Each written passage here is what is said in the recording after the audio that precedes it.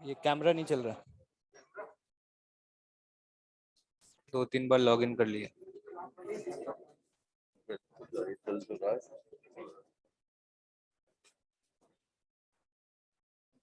ऐसा तो नहीं होना चाहिए। ये देखो कांट स्टार्ट।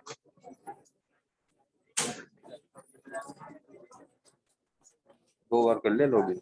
3 बार।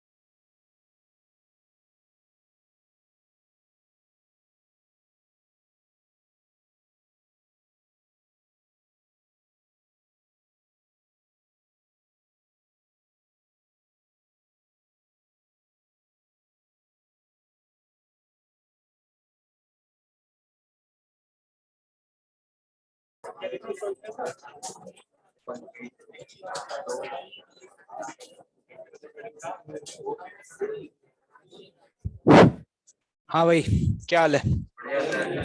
शानदार। आजकल होमवर्क तो काफी कम मिला है पिछले एक वीक में, तो कैसे टाइम पास कैसे कर रहे हो? अच्छा, अदर सब्जेक्ट्स में अच्छा मिल रहा है। फिर भी यार टाइम तो बहुत बचता होगा तुम्हारे पास तो। नहीं बचता? क्यों भाई, 2 ही क्लास तो हो रही है पर डे।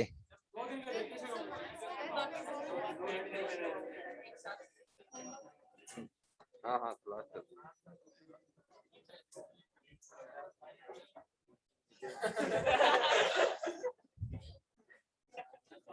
तो नंबर डालो सर उनके।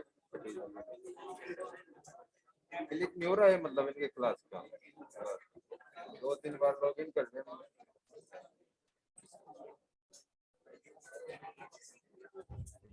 सिस्टम का तो दिखा रहा है ना कैमरा।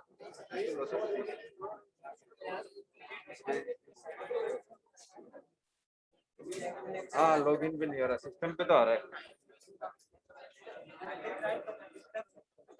कैमरा। कब अभी? हाँ हाँ विंडो बंद कर दी थी। हो गया। हो गया हो गया हो गया। आपने वीडियो कर रखा था उसमें। ठीक है। और भाई तालिबानियों, क्या हाल है?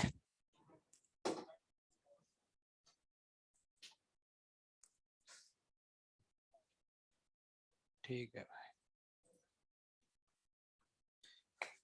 हाँ तो क्या भाई, लोड बहुत चल रहा है? होमवर्क ज्यादा मिल रहा है? ठीक है, आज से थोड़ा और बढ़ा देते हैं तो फिर। ठीक है। बहुत मौज मस्ती हो गई। अब तो शायद फिजिक्स के सारे बैकलॉग्स कवर हो गए होंगे। पक्का कि अभी भी बचे हुए हैं? ठीक है, वंडरफुल। तो लास्ट लेक्चर में मैंने कुछ आपको बेसिक स्टेप्स बताए थे डायनेमिक्स ऑफ सर्कुलर मोशन की प्रॉब्लम्स को सॉल्व करने के। तो मैं आपको 2 मिनट का समय दूंगा, एक बार फटाफट से उन सभी बेसिक स्टेप्स को आप लोग देख लीजिए कि क्या है, क्योंकि आज सिर्फ और सिर्फ हम लोग अब न्यूमेरिकल्स को सॉल्व करेंगे। मेरी तरफ से तो सर्कुलर मोशन कंप्लीट हो गया है। ठीक है, बस मैं यहाँ क्वेश्चन लिखता जाऊंगा, तुम आंसर बताते जाना, इसी तरीके से आगे बढ़ते चले जाएंगे। ठीक है भाई, तो जल्दी से पढ़ लें फटाफट।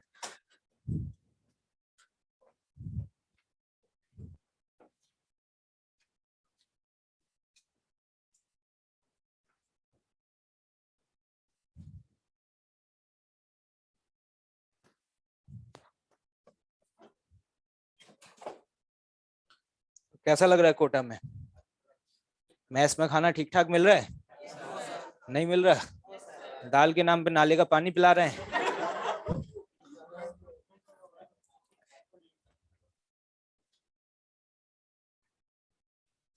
जल्दी जल्दी पढ़ लीजिए फटाफट। थोड़ा बहुत फिजिक्स समझ में आ रहा है कि नहीं आ रहा? थोड़ा ही आ रहा है क्या? बिल्कुल नहीं आ रहा?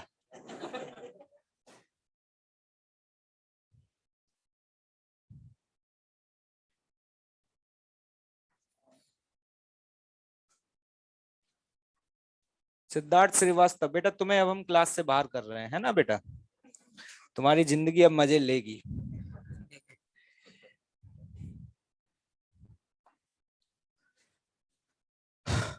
पढ़ लिया क्या?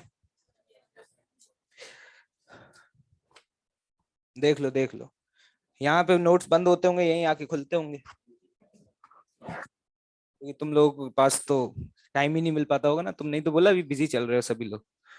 भैया ये कोविड वोविड चल रहा है इतना, मतलब थोड़ा दूर दूर बैठा करो। ठीक है, जगह ही नहीं। ये भाई साहब पीछे वाले भैया क्या कर रहे हैं आप? नहीं, क्या मोबाइल में क्या कर रहे हैं? तो क्या कर रहे हैं उधर? किस चीज का डिजाइन बना रहे हैं?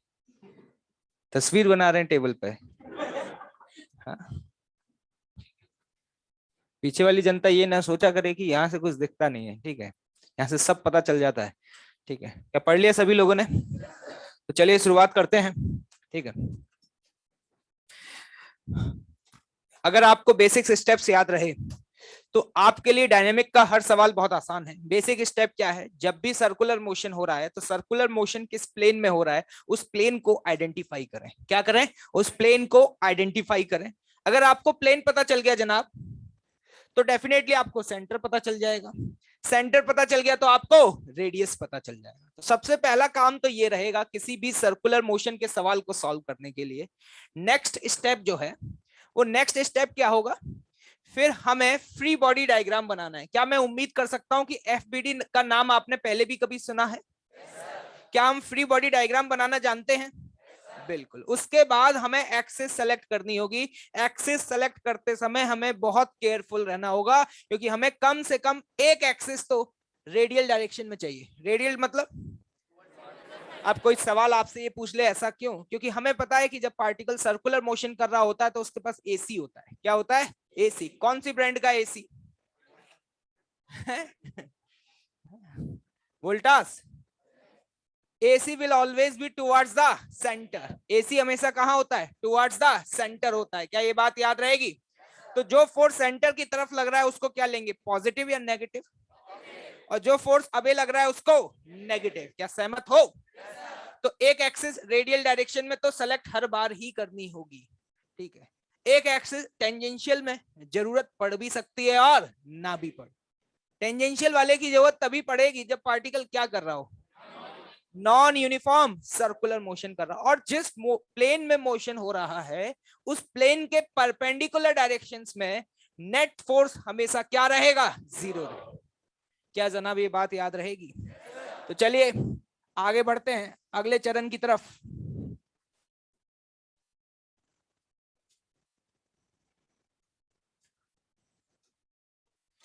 ये अगर आप 3D में फील करें तो ये 3D में इस तरीके का कोन है। कोन देखे हो कभी? आइसक्रीम खाई हो तो पता होगा, या फिर बर्थडे पे टोपा लगाया हो ऊपर। ठीक है, तो ये वही वाला कोन है एक तरीके से, लेकिन ये कोन जो है वो सॉलिड है। क्या है? सॉलिड। इस कोन में एक पार्टिकल है जिसे हमने v वेलोसिटी से फेंका, और वो पार्टिकल इस तरीके से सर्कुलर मोशन कर रहा है। क्या कर रहा है? सर्कुलर मोशन कर रहा है विद अ कांस्टेंट स्पीड। और वो जिस सर्कल में घूम रहा है उस सर्कल का रेडियस क्या है? r है। तो क्वेश्चन लिखें, particle is performing, a particle of mass m, a particle of mass m is performing circular motion with a constant speed v. Circular motion with a constant speed v.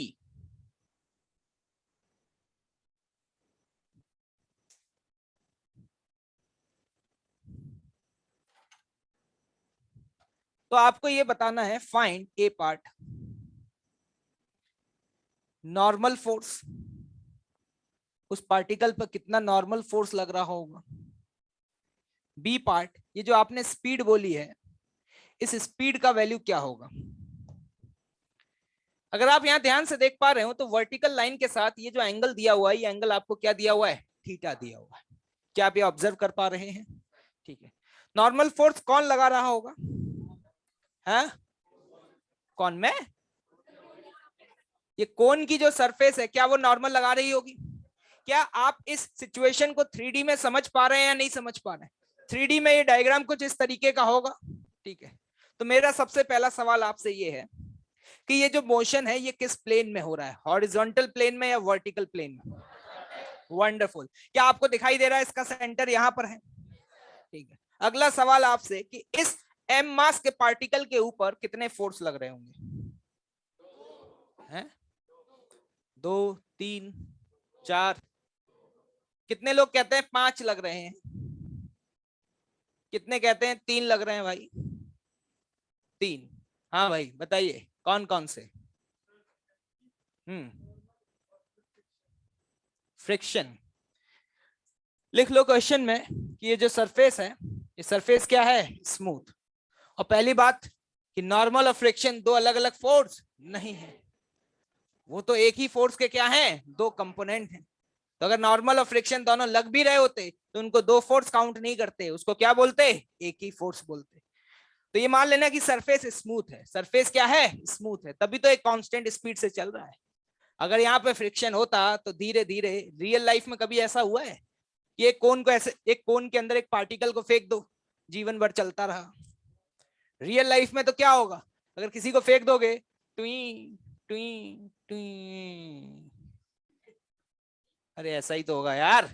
इसमें हंस क्या रहे हो यार, मतलब लॉजिकल बात है। सरफेस स्मूथ है हमारे लिए, क्या है? स्मूथ है। तो देखिएगा, सबसे पहला स्टेप, क्या हम इसका फ्री बॉडी डायग्राम बना लें? तो मैं अब आपसे ये पूछना चाह रहा हूं कि अगर मैं इसका फ्री बॉडी डायग्राम बनाऊंगा तो देखिएगा ध्यान से, क्या नॉर्मल फोर्स हमेशा सरफेस के परपेंडिकुलर लगता है? तो देखो ये रही सरफेस, क्या नॉर्मल इधर लगेगा या नहीं लगेगा? और एक फोर्स नीचे की तरफ लग रहा होगा, क्या? mg। मेरे हिसाब से इसके अलावा और कोई फोर्स नहीं है। सवाल आपका खत्म हो चुका है। ये वाला एंगल कितना दिया हुआ है? थीटा। क्या दिया हुआ है क्या भाई? तो एक बात बताना, यहां पर अगर मैं ऐसे लाइन ड्रॉ कर दूं तो आपको दिख रहा है ये अगर एंगल थीटा है तो ये भी एंगल क्या होगा? थीटा होगा। और अगर ये थीटा है तो जल्दी से बताओ ये वाला एंगल कितना होगा? 90 माइनस थीटा। तो देखना ध्यान से, ऐसे भी देख सकते हैं, ये थीटा है, ये 90, 90 माइनस थीटा, तो ये एंगल कितना हो गया? थीटा। क्या ये दिखाई दे रहा है? अब मुझे बताओ यहां पर किसका कंपोनेंट करना चाहिए, mg का या नॉर्मल का? mg का या नॉर्मल का? क्या ये दिखाई दे रहा है आपको? मैं यहाँ पे नॉर्मल के दो कंपोनेंट कर सकता हूं, एक टुवर्ड्स द सेंटर और एक परपेंडिकुलर। तो नॉर्मल का ये वाला कंपोनेंट बताओ कितना होगा? n cos theta. और नॉर्मल का ये वाला कंपोनेंट कितना होगा? क्या हम ये कह सकते हैं नॉर्मल का जो साइन थीटा कंपोनेंट है, क्या वो mg को बैलेंस कर रहा होगा? क्योंकि आपको पता है कि प्लेन के परपेंडिकुलर डायरेक्शन में लगने वाले सभी फोर्सेस क्या होने चाहिए? जीरो। तो बताओ n साइन थीटा जो ऊपर लग रहा है, क्या वो mg के बराबर होगा या नहीं होगा? तो ध्यान से देखना, पहला सवाल तो आपका वैसे ही खत्म हो गया जनाब। n साइन थीटा बराबर कितना? mg। तो यहां से नॉर्मल की वैल्यू कितनी आ जाती है? mg by sine theta. हम बिल्कुल फंडामेंटल कॉन्सेप्ट्स को सीख रहे हैं, उम्मीद कर रहा हूं कि ये समझ आ गया होगा। ठीक है, अगला क्वेश्चन। यार ये जो n cos थीटा लग रहा है ये क्या कर रहा है? क्या ये टुवर्ड्स द सेंटर लग रहा है? और net force towards the centre क्या मास इनटू एक्सेलरेशन के बराबर होता है? और ये एक्सेलरेशन क्या आपका सेंट्रीपिटल एक्सेलरेशन होता है? तो जल्दी से बताना, towards the centre net force कितना? n cos theta. इसकी वैल्यू लिखेंगे मास इनटू एक्सेलरेशन। एक्सेलरेशन को क्या लिखोगे? v square by r। क्या लग रहा है, क्या सवाल सॉल्व हो चुका है? खत्म हो चुका है। आपको v निकालना था। क्या निकालना था? v। आप चाहें तो नॉर्मल की वैल्यू वहां से पुट कर दें, नहीं तो आप इन दोनों इक्वेशंस को क्या कर दें? डिवाइड कर दें। तो आप ये कह सकते हैं पहली इक्वेशन ये और दूसरी इक्वेशन ये। हमें इक्वेशंस लिखना आना चाहिए। अगर हम इक्वेशंस लिख पा रहे हैं तो हम कोई भी सवाल सॉल्व कर सकते हैं। ठीक है, यहाँ पे हो सकता है कि जैसे मैंने अभी नॉर्मल फोर्स पूछा तो हो सकता है वो आपको नॉर्मल फोर्स दे देता, थीटा पूछ लेता। क्या पूछ लेता? थीटा पूछ लेता। पूछने वाला आपसे कुछ भी पूछ सकता है। अगर आपको मैथमेटिकल इक्वेशंस लिखनी आती हैं तो क्या आप इसके आगे सॉल्व कर पाएंगे? तो जल्दी से बताओ, यहां से तुम्हारी v की वैल्यू क्या आ रही है? Square root of R G cot theta. Wonderful. पहला सवाल था, इज्जत के साथ बहुत प्यार मोहब्बत से कराया है। अगली बार एक भी सवाल नहीं कराऊंगा। ठीक है, तुम्हें जवाब देना है।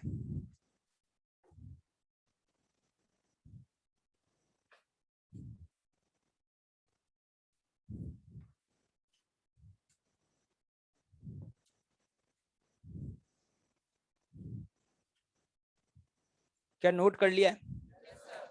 चलिए देखते हैं आगे।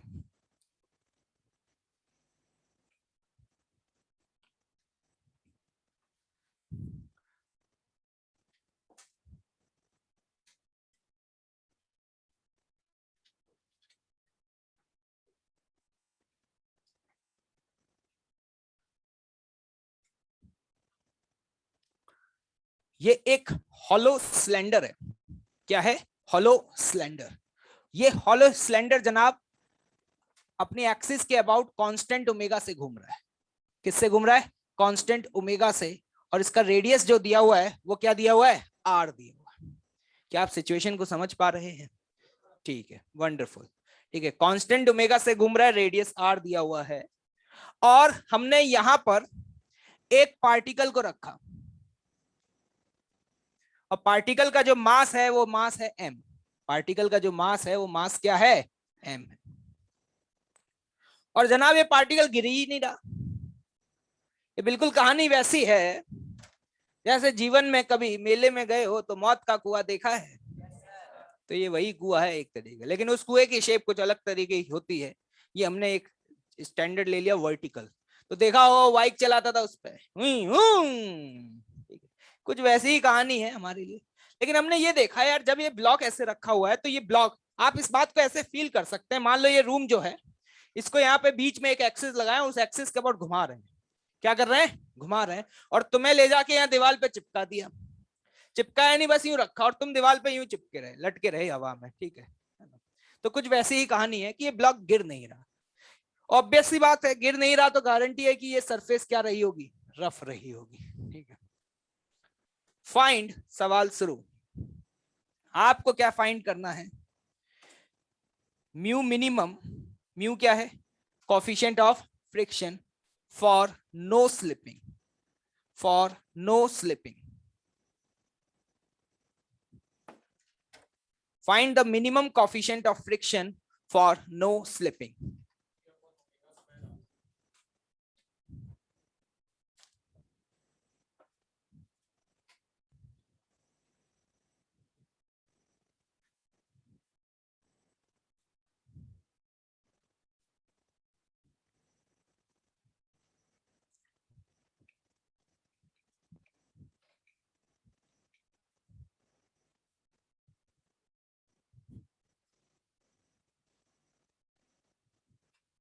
क्या खत्म हो गया है सवाल?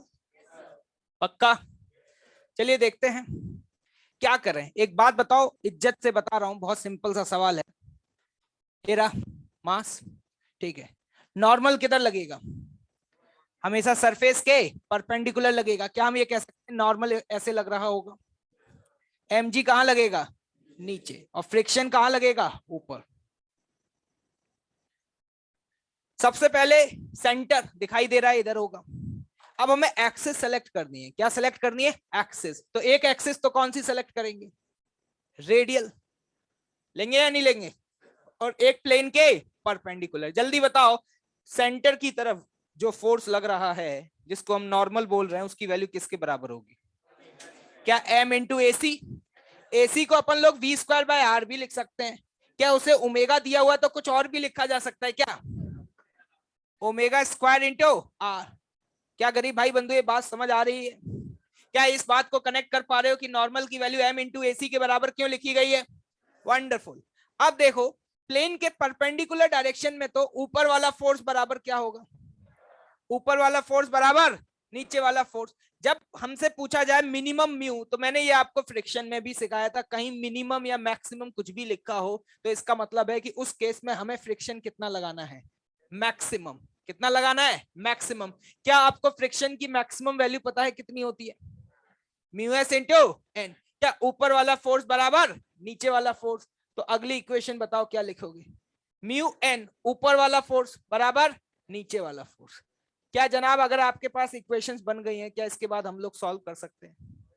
ये रही इक्वेशन 1 और ये रही इक्वेशन 2। इन दोनों को डिवाइड कर दो। 2 में से 1 को डिवाइड कर दो, 2 में से 1 को डिवाइड कर दो। देखो मैं तो आपको सिर्फ इक्वेशंस लिखना सिखा रहा हूं, ठीक है?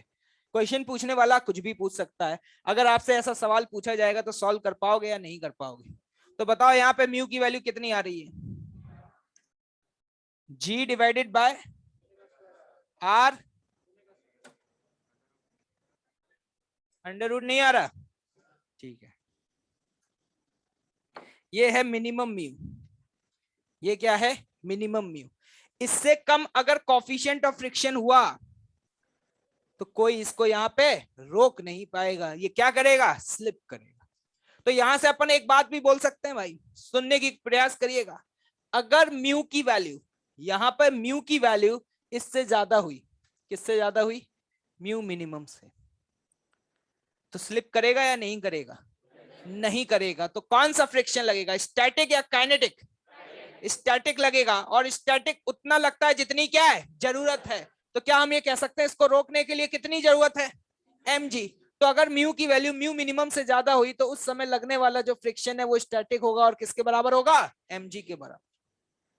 नहीं चमका, अरे नहीं आया, नहीं आया, पक्का। और जनाब अगर म्यू की वैल्यू, यहाँ इक्वलिटी और लगा लेना, ठीक है, अगर म्यू की वैल्यू म्यू मिनिमम से कम हुई तो कोई भी डैश डैश इसको रोक पाएगा क्या, क्या ये रुकेगा क्या, क्या होगा इसके साथ, ये ऐसे स्लाइड करते हुए कहां आएगा, नीचे आ रहा होगा। तो उस केस में कह सकते हैं कि जो फ्रिक्शन लग रहा होगा स्टैटिक होगा या काइनेटिक होगा, काइनेटिक होगा।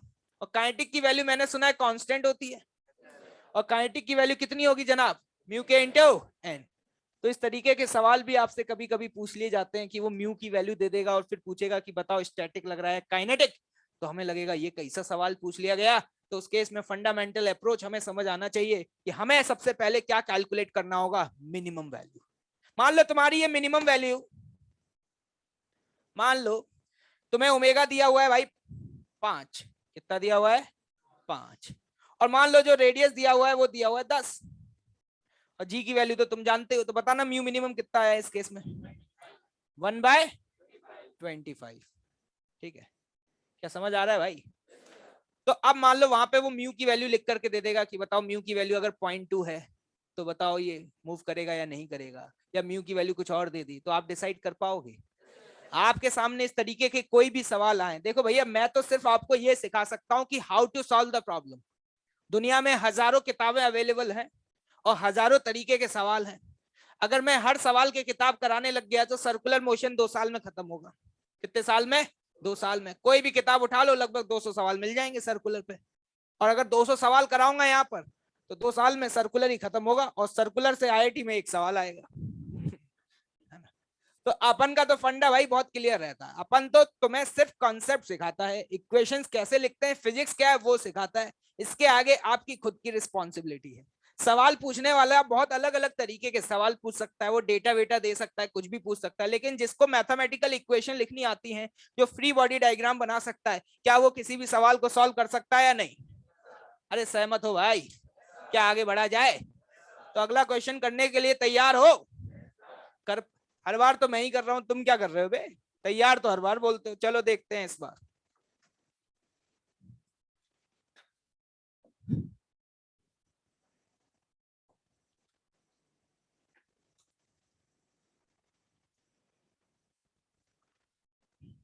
एक कर्वीलिनियर पाथ इस तरीके का है। बिल्लू भैया आपके घूमने गए हुए हैं हिमाचल में, तो रास्ते कुछ इस तरीके के दिख रहे हैं, क्या तुम्हें दिखाई दे रहे हैं। बहुत बढ़िया। ये सर्कुलर आर्क है, ये क्या है, सर्कुलर आर्क है। अगर हमसे कोई पूछ ले कि इसका रेडियस क्या है, तो इसका रेडियस भी आर है और इसका रेडियस भी क्या है, आर। मैं यहाँ पर कुछ पॉइंट कंसिडर कर रहा हूँ, ये पॉइंट ए, ये पॉइंट बी। ठीक, क्वेश्चन को पहले समझेंगे। ये जो कार है, ये कार कांस्टेंट स्पीड से चल रही है। कौन सी स्पीड से चल रही है, कैसे कैसे चल रही है उसकी तुम टेंशन मत लो, ये भी मत सोचो कौन सी कार है, ठीक है।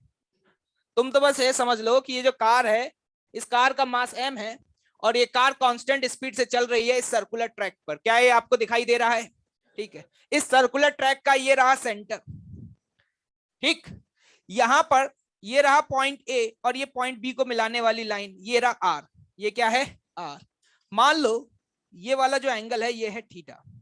क्या है ये एंगल, थीटा। उसी तरीके से सिमिलरली जब वो नीचे इधर आएंगे तो यहां पर एक पॉइंट है सी और यहां पर एक पॉइंट है क्या, डी, और सी और डी इसके करस्पॉन्डिंग सेंटर कहां है, ऊपर। ये रेडियस कितना है जनाब, आर। क्या ये बात समझ आ रही है आपको। ये कुछ पॉइंट मैंने यहां पे मार्क कर दिए हैं इस सर्कुलर ट्रैक पर, ए बी सी डी, जो कि आप देख पा रहे होंगे। और ये जो एंगल है, ये वाला एंगल, ये एंगल कितना है, थीटा। दोनों ही सर्कुलर ट्रैक का क्या ट्रैक का रेडियस क्या है, सेम। फाइंड, सवाल शुरू होता है, A part n A and n B. N A n B किसके नाम है? क्या बात है। आपको ये बताना है कि नॉर्मल फोर्स ए और बी पॉइंट पर क्या होगा और सिमिलरली सी और डी पॉइंट पर क्या होगा, बताइए।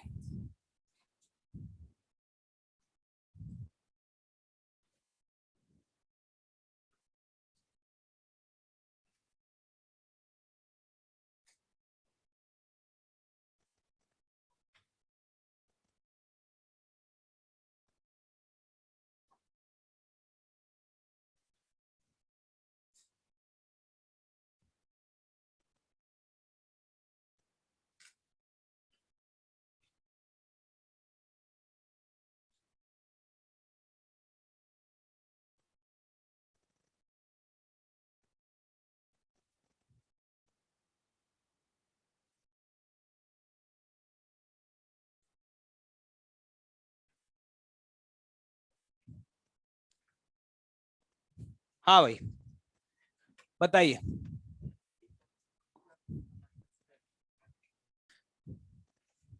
क्या ए और बी पॉइंट पे नॉर्मल की वैल्यू सेम आ रही है क्या? बताओ, सोचो। कुछ लोग तो सोच रहे हैं कि नॉर्मल लगेगा क्यों।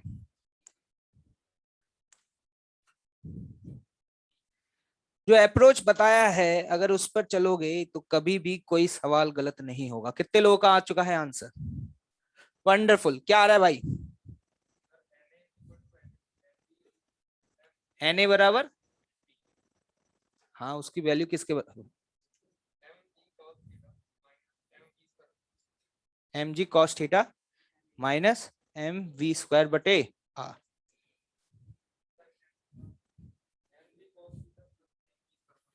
ओके, क्या करें भाई? देखिए अभी थोड़ी देर पहले आपको बताया था कि कोई भी सवाल आपके लिए टफ नहीं है। आपसे एक पॉइंट पे नॉर्मल पूछा गया है। क्या पूछा गया है? नॉर्मल। मान लो ये गाड़ी जब ए पॉइंट पे पहुंच जाएगी, मैं इस तरीके से बना देता हूं, तुम्हें कोई तकलीफ तो नहीं है? नॉर्मल अगर इस पॉइंट के ऊपर देखोगे तो नॉर्मल कहां लग रहा होगा? क्या सरफेस के परपेंडिकुलर लग रहा होगा? क्या हम इस तरीके से लगा दे, कोई तकलीफ? और एमजी कहां लग रहा होगा? नीचे। सबसे पहला सवाल मेरा ये है कि ये जिस सर्कुलर ट्रैक पे घूम रहा है उसका सेंटर किधर है? क्या ये सेंटर ओ है? तो मुझे एक एक्सिस कौन सी सेलेक्ट करनी होती है? जल्दी बताओ कौन सी सेलेक्ट करनी होती है? रेडियल डायरेक्शन में। कौन से डायरेक्शन में? अबे यार ये रेडियल का मतलब क्या होता है बे? एक ऐसी एक्सिस जो कहां से पास करे? सेंटर से। तो एक बात बताओ, ये जो नॉर्मल है क्या इसका कंपोनेंट करने की जरूरत पड़ेगी? अभी नहीं पड़ेगी। ये समझना जरूरी है भाई। हिंदुस्तान में 99% लोगों को ये नहीं पता कब किसका कंपोनेंट करना पड़ता है। क्या तुम्हें पता चल जाएगा? एक बात बताओ, क्या नॉर्मल ऑलरेडी एक्सिस के अलोंग लग रहा है या नहीं लग रहा है? अगर नॉर्मल एक्सिस के अलोंग लग रहा है तो नॉर्मल का कंपोनेंट करें या एमजी का करें? नॉर्मल का या एमजी का? तो एक बात बताओ, अगर ये एंगल थीटा है तो मैंने सुना है ये भी एंगल थीटा होगा, क्योंकि ये दोनों लाइन पैरेलल है। तो एमजी का वो कंपोनेंट जो सेंटर की तरफ होगा वो कितना होगा? है एम जी कॉस थीटा। क्या जनाब ये बात समझ आ रही है? थोड़ी देर पहले मैंने एक बात बताई थी, वो फोर्स जो सेंटर की तरफ हो उसको पॉजिटिव लेते हैं नेगेटिव? पॉजिटिव या नेगेटिव? तो एक बात बताओ, एम जी कॉस थीटा क्या सेंटर की तरफ लग रहा है? क्या नॉर्मल सेंटर से अवे लग रहा है? तो अगर मुझे यहाँ पे फोर्स की इक्वेशन लिखनी है तो net force towards the centre बराबर सुना था एम इंटू ए सी होता है। क्या तुमने भी यही सुना था क्या? तो जल्दी से देखिएगा इक्वेशन क्या लिखूंगा, M G cos theta minus N A. Minus क्यों किया समझ आ रहा है? किस फोर्स को पॉजिटिव लेना है किसको नेगेटिव लेना है, क्या ये समझ आ रहा है भाई? फंडामेंटल पे काम कर रहे हैं, फंडामेंटल हिल गए तो कुछ नहीं हो पाएगा। क्या ये बात क्लियर है? बराबर क्या लिख देंगे भाई? इससे सस्ता सवाल मार्केट में अवेलेबल ही नहीं है। क्या यहां से आपका एन ए का वैल्यू आ जाएगा? जल्दी बताओ एन ए का वैल्यू कितना आया? M G cos theta minus M V square by. हाँ, कुछ तानली वाली लोग ये पूछ रहे हैं कि सर ये कैसे पता चलता है कब किसका कंपोनेंट करना है? क्या किया जाए ऐसे लोगों का? क्या तुम्हें समझ आ जाएगा कब किसका कंपोनेंट करना है? अभी तुमने थोड़ी देर पहले एक कोन वाला क्वेश्चन सॉल्व किया था या नहीं किया था? यार वहां पे तो मैंने नॉर्मल का कंपोनेंट किया था, यहाँ एमजी का कंपोनेंट किया। क्या ये बात समझ आ रही है? अरे भैया जो फोर्स पहले से ही एक्सिस के अलोंग लग रहा है उसका थोड़ी कंपोनेंट करेंगे, कंपोनेंट तो उसका करेंगे जो एक्सिस के अलोंग है ही नहीं। क्या ये बात समझ आई? जो कहानी ए के साथ हुई है, ए पॉइंट पे हुई है, वही कहानी बी पॉइंट पे होगी, क्योंकि जब ये बी पॉइंट पे पहुंचेगा तो हम कहेंगे नॉर्मल इधर। देखो कैसे देख रहे हैं, देखो देखो कितनी करीबी है। और एमजी कहां लगेगा? नीचे। ये एंगल थीटा तो ये एंगल भी थीटा। क्या समझ पा रहे हो? तो फिर से वही सेम कहानी हो जाएगी, MG cos theta minus normal. क्या मैं डायरेक्टली बोल दूं कि मेरे पास एनए और एनबी दोनों की वैल्यू आ चुकी है? अरे आई या नहीं आई? एनए बराबर मर गए क्या? अबे कैमरा चल रहा है, थोड़ा सा कंट्रोल रखवाओ यार। एनए बराबर एनबी। एक बात बताओ जनाब, ये मान लो एक तरीके का स्पीड ब्रेकर है। कभी देखा है स्पीड ब्रेकर?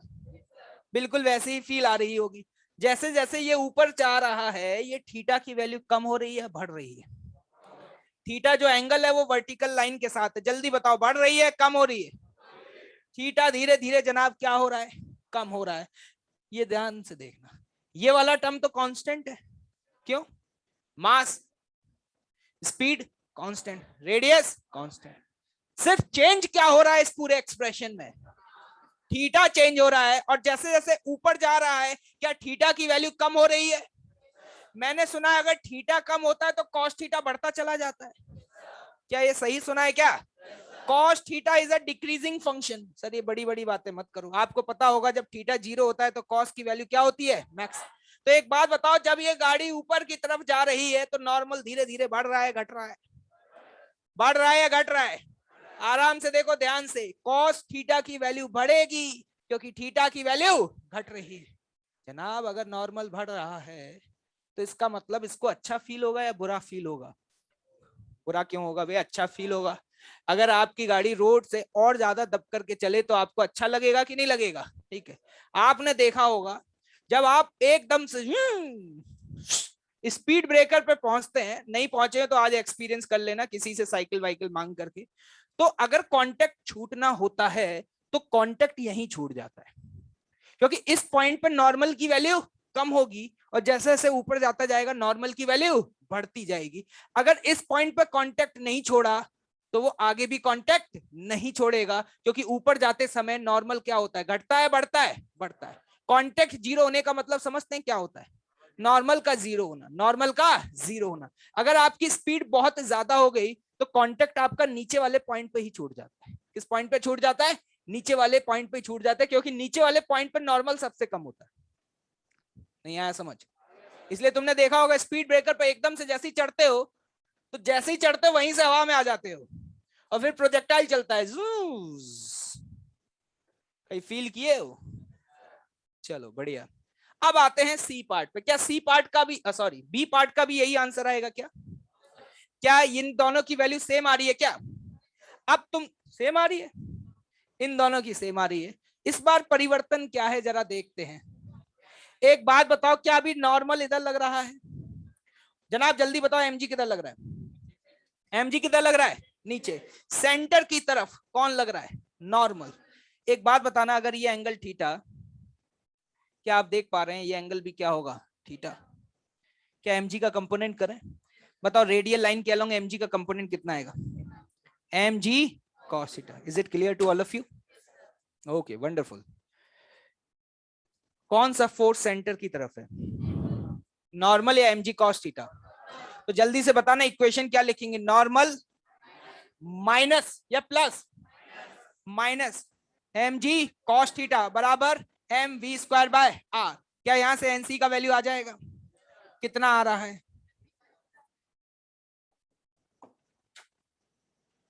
भैया? प्लस हो गया। क्या हो गया? प्लस। समझदार हो, थोड़ा बहुत पढ़े लिखे हो तो समझ में आ रहा होगा कि नॉर्मल की वैल्यू ये ज्यादा थी या ये ज्यादा है? नीचे वाली ज्यादा है। इसलिए तुमने देखा भी होगा अगर कहीं पे आपको इस तरीके का कर्व मिल जाए तो भैया बहुत मजा आता है। मजा आता है नहीं आता? एकदम ऐसा लगता है बिल्कुल सीट से चिपक करके चल रहे हैं, क्योंकि नॉर्मल की वैल्यू क्या होती है? बढ़ जाती है। और अगर ऐसा कर्व बढ़ जाए जब ऐसा कर्व आता है तो हम अपनी स्पीड को कम करते हैं और बढ़ा देते हैं। अबे इस केस में और बढ़ाएंगे भाई, स्पीड ब्रेक,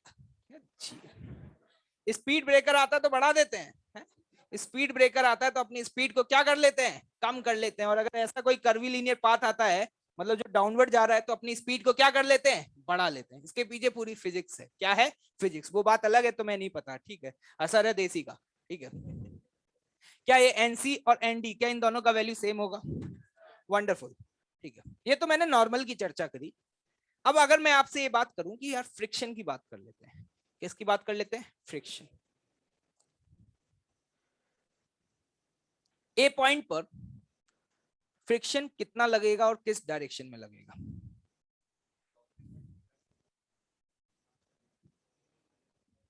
ये मैथ्स है, ठीक है, वर्टिकल लाइन थी, है ना, इसको मैथ्स बोलते हैं, ठीक है। क्या बोलते हैं, मैथ्स। सोचिएगा आराम से, ठीक है, सिमिलर ट्रायंगल्स। हाँ, मैं क्या बोल रहा था, ए पॉइंट पर फ्रिक्शन किधर लगेगा, इधर या ऊपर? है ऊपर। कितना लगेगा? इंटरेस्टिंग बात यह है कि यहां पर इस पॉइंट पर कांस्टेंट स्पीड है, तो स्पीड कांस्टेंट होने का मतलब क्या हम कह सकते हैं, टेंजेंशियल डायरेक्शन में कोई भी एक्सेलरेशन नहीं है। इस डायरेक्शन में एक्सेलरेशन बताओ, टेंजेंशियल डायरेक्शन में कितना होगा, जीरो। तो क्या नेट फोर्स भी जीरो होना चाहिए? एमजी का एक कंपोनेंट तो तुमने काम में ले लिया, कौन सा वाला, कॉस थीटा वाला। लेकिन एमजी का एक कंपोनेंट तो बेचारा कह रहा है ना, मेरे को भी तो यूज करो, कौन सा वाला?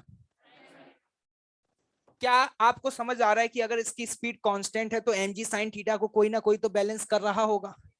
कौन बैलेंस कर रहा होगा? फ्रिक्शन बैलेंस कर रहा होगा। गारंटी है वो फ्रिक्शन कहां लग रहा होगा, आगे की तरफ लग रहा होगा। बहुत बढ़िया सवाल है, अभी तो फील आ रही है।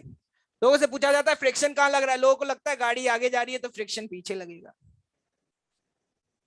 गाड़ी आगे जा रही है फ्रिक्शन पीछे लगेगा, फ्रिक्शन पीछे लगेगा आगे लगेगा, आगे लगेगा। क्या फ्रिक्शन की वैल्यू कांस्टेंट है? नहीं, वेरिएबल है, क्योंकि फ्रिक्शन की वैल्यू हमेशा किसके बराबर होगी, mg sin थीटा। क्या ये बात समझ आ रही है? जैसे जैसे थीटा चेंज होगा फ्रिक्शन भी क्या होगा, चेंज होगा। इसमें भी इंटरेस्टिंग बात बताऊं क्या है, लोगों को लगता है बताओ नेचर ऑफ फ्रिक्शन क्या है, लोग कहते हैं काइनेटिक होगा, स्टैटिक है। क्या है, स्टैटिक है। आगे जाकर के रोटेशनल मैकेनिक्स पढ़ोगे तब जाकर के तुम्हें समझ में आएगा कि ये स्टैटिक क्यों है, लेकिन अभी याद रखना।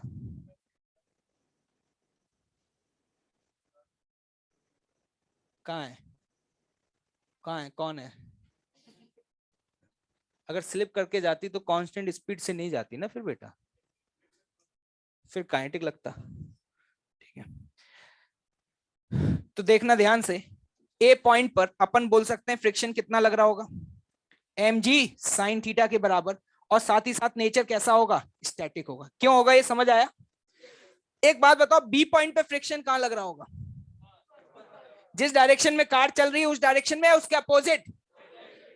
यार यहाँ तो ऊपर लग रहा था, ध्यान से देखना, यहाँ पे mg sin थीटा क्या इस डायरेक्शन में आएगा या नहीं आएगा? और आपको पता है नेट फोर्स टेंजेंशियल डायरेक्शन में क्या होना चाहिए, जीरो। ऐसा मैं क्यों बोल पा रहा हूं, कांस्टेंट स्पीड मतलब यूनिफॉर्म, यूनिफॉर्म सर्कुलर मोशन में टेंजेंशियल एक्सेलरेशन क्या होता है, क्या होता है? तो अपन कह सकते हैं टेंजेंशियल डायरेक्शन में नेट फोर्स क्या होना चाहिए। तो अगर नीचे mg sin थीटा लग रहा है तो उसको बैलेंस कौन कर रहा होगा, तो फ्रिक्शन कहां लग रहा होगा, इसके विपरीत दिशा में लग रहा होगा। तो अपन कह सकते हैं यहाँ पे फ्रिक्शन ऊपर लग रहा होगा, मैग्नीट्यूड वाइज सेम होगा, मैग्नीट्यूड वाइज सेम होगा, मतलब फ्रिक्शन की ए पॉइंट पे वैल्यू और बी पॉइंट पे, दोनों पॉइंट पे वैल्यू क्या होगी, सेम होगी। नहीं आया समझ?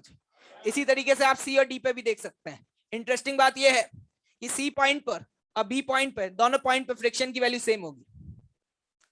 देखो कैसे देख रहे हैं, सोचो आराम से, ठीक है, इससे ज्यादा नहीं बता पाऊंगा, नोट डाउन दिस। तो क्या बोला था मैंने अभी क्या बोला था, अगर कोई बात बोलता हूं तो उसका कोई सेंस होता है ना।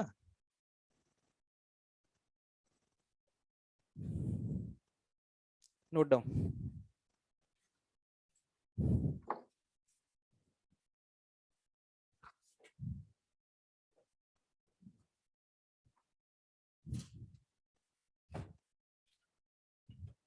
इतना सब कुछ डायग्राम्स बन गए, कुछ समझ में आ रहा है?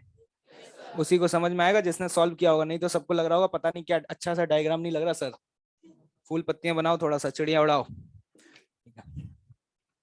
बस तुम लोग एक बात याद रखना कि अगर कोई कार सड़क पे चल रहा होता है तो उस पर काइनेटिक ना लग करके क्या लगता है, स्टैटिक लगता है। ठीक है, बस इतना याद रखना। जब सही वक्त आएगा तो मैं ये बता भी दूंगा कि क्यों स्टैटिक लगता है।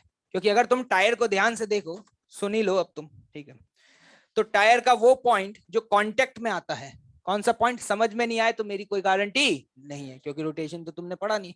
जब टायर चल रहा होता है तो वो पॉइंट जो सरफेस के कांटेक्ट में आता है, उसकी वेलोसिटी उस इंस्टेंट पर क्या हो जाती है, जीरो। क्योंकि अगर जीरो नहीं होगी तो टायर वहां पे स्लिप मारेगा। और कभी तुमने देखा हो कार चल रही है, बाइक चल रही है, तो क्या टायर यूं स्लिप मारते हुए चल रहा होता है? टायर एक तरीके से रोल करते हुए आगे बढ़ रहा होता है। क्या करते हुए, रोल करते हुए। तो जब स्लिपिंग नहीं हो रही है तो कौन सा फ्रिक्शन लगता है, स्टैटिक या काइनेटिक? स्टैटिक लगता है। उसी तरीके से अगर मैं नॉर्मली वॉक कर रहा हूं, क्या कर रहा हूं, वॉक करते हुए अगर आगे जा रहा हूं, इफ समवन विल आस्क कि भैया आपके पैर और जमीन के बीच में कौन सा फ्रिक्शन लग रहा है, तो लोग कहते हैं काइनेटिक। कितनी देर में तो हम चमका देते हैं। उनसे पूछा जाता है काइनेटिक क्यों, क्योंकि चल रहे हो ना।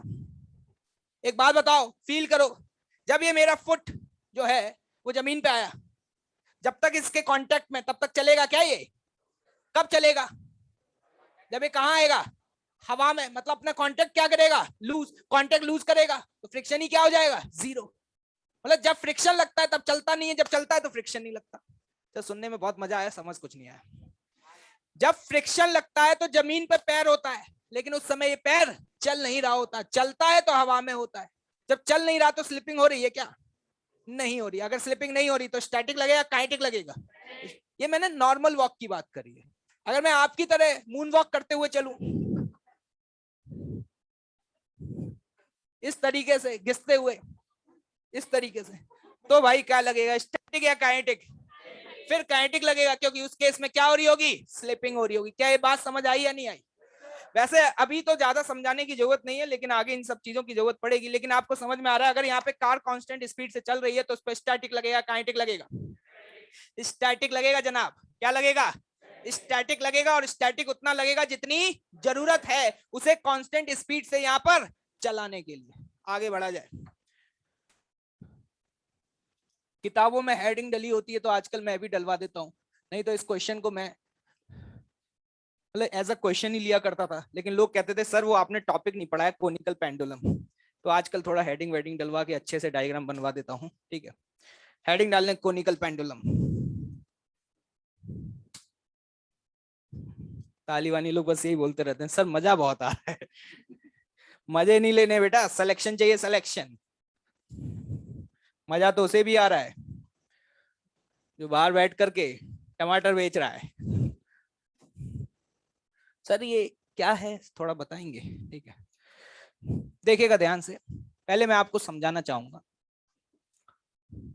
अगले 5 मिनट तक थोड़ा सा पेशेंस रखिएगा, क्योंकि मैं सिर्फ ये सिखाता हूँ how to solve the problems. उसके आगे आपकी जिम्मेदारी है ना, क्योंकि इसके अलावा मुझे आता ही नहीं है कुछ। ठीक है, एक रस्सी, रस्सी से एक पार्टिकल जिसका मास m बांध दिया और ये लेंथ l। ठीक है, इसको इस तरीके से साइड में ले गए और ऐसे वेलोसिटी दी।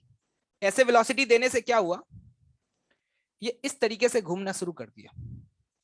अगर आप सोच पा रहे हो तो देखिएगा ध्यान से। और ये रस्सी जो है वर्टिकल लाइन के साथ कितना एंगल बना रहा है, थीटा। ये इस तरीके से घूम रहा है in horizontal plane, like this. क्या समझ में आ रहा है? आप रस्सी बांधे और ऐसे घुमाना शुरू करते हैं किसी चीज को, तो ये इस तरीके से घूम रहा है। ठीक है सर, कोई दिक्कत नहीं है। किस प्लेन में घूम रहा है, हॉरिजॉन्टल प्लेन या वर्टिकल प्लेन? वंडरफुल। ठीक है सर, इसका नाम कोनिकल क्यों रख दिया?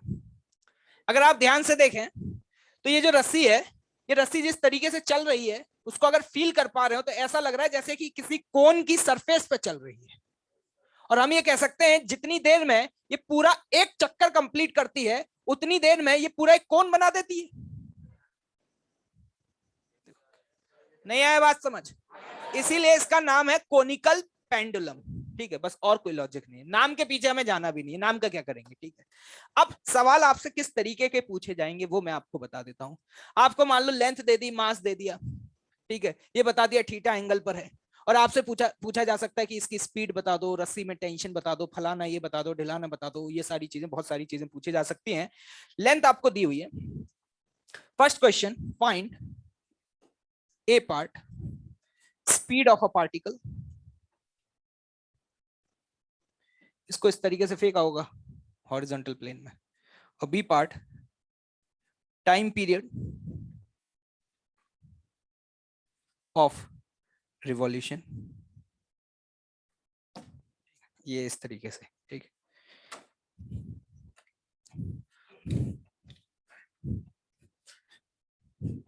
एक मिनट का समय दूंगा आपको और मुझे सवाल का जवाब बताएं कि स्पीड क्या आ रही है आपकी।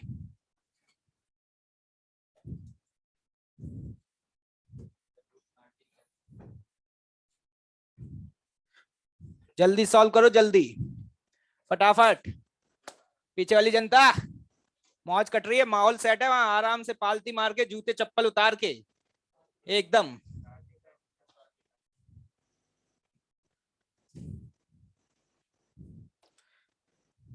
क्या आ रहा है?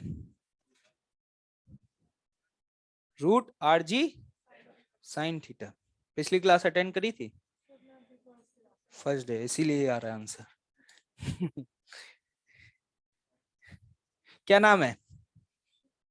श्रुति।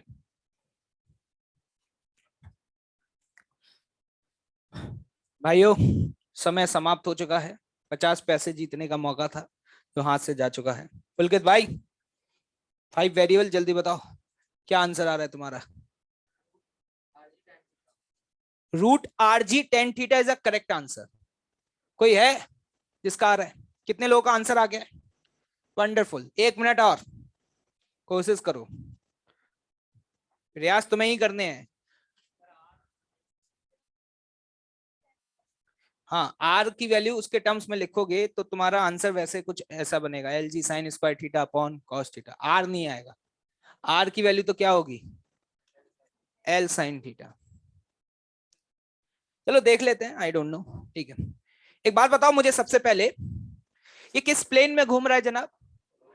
हाँ, वंडरफुल। इसका सेंटर कहाँ है? ये जिस सर्कल में घूम रहा है, क्या उसका सेंटर ये है? क्या उसका सेंटर क्या है? ये है। तो अगर सेंटर ये है तो जनाब क्या ये रेडियस होगा?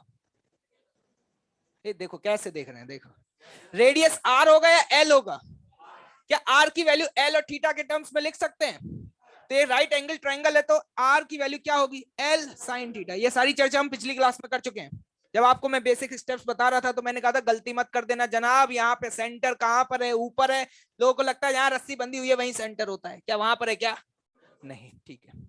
अगला स्टेप क्या था? Just draw the free body diagram. देखना भाई, टेंशन इधर, नीचे क्या लगेगा?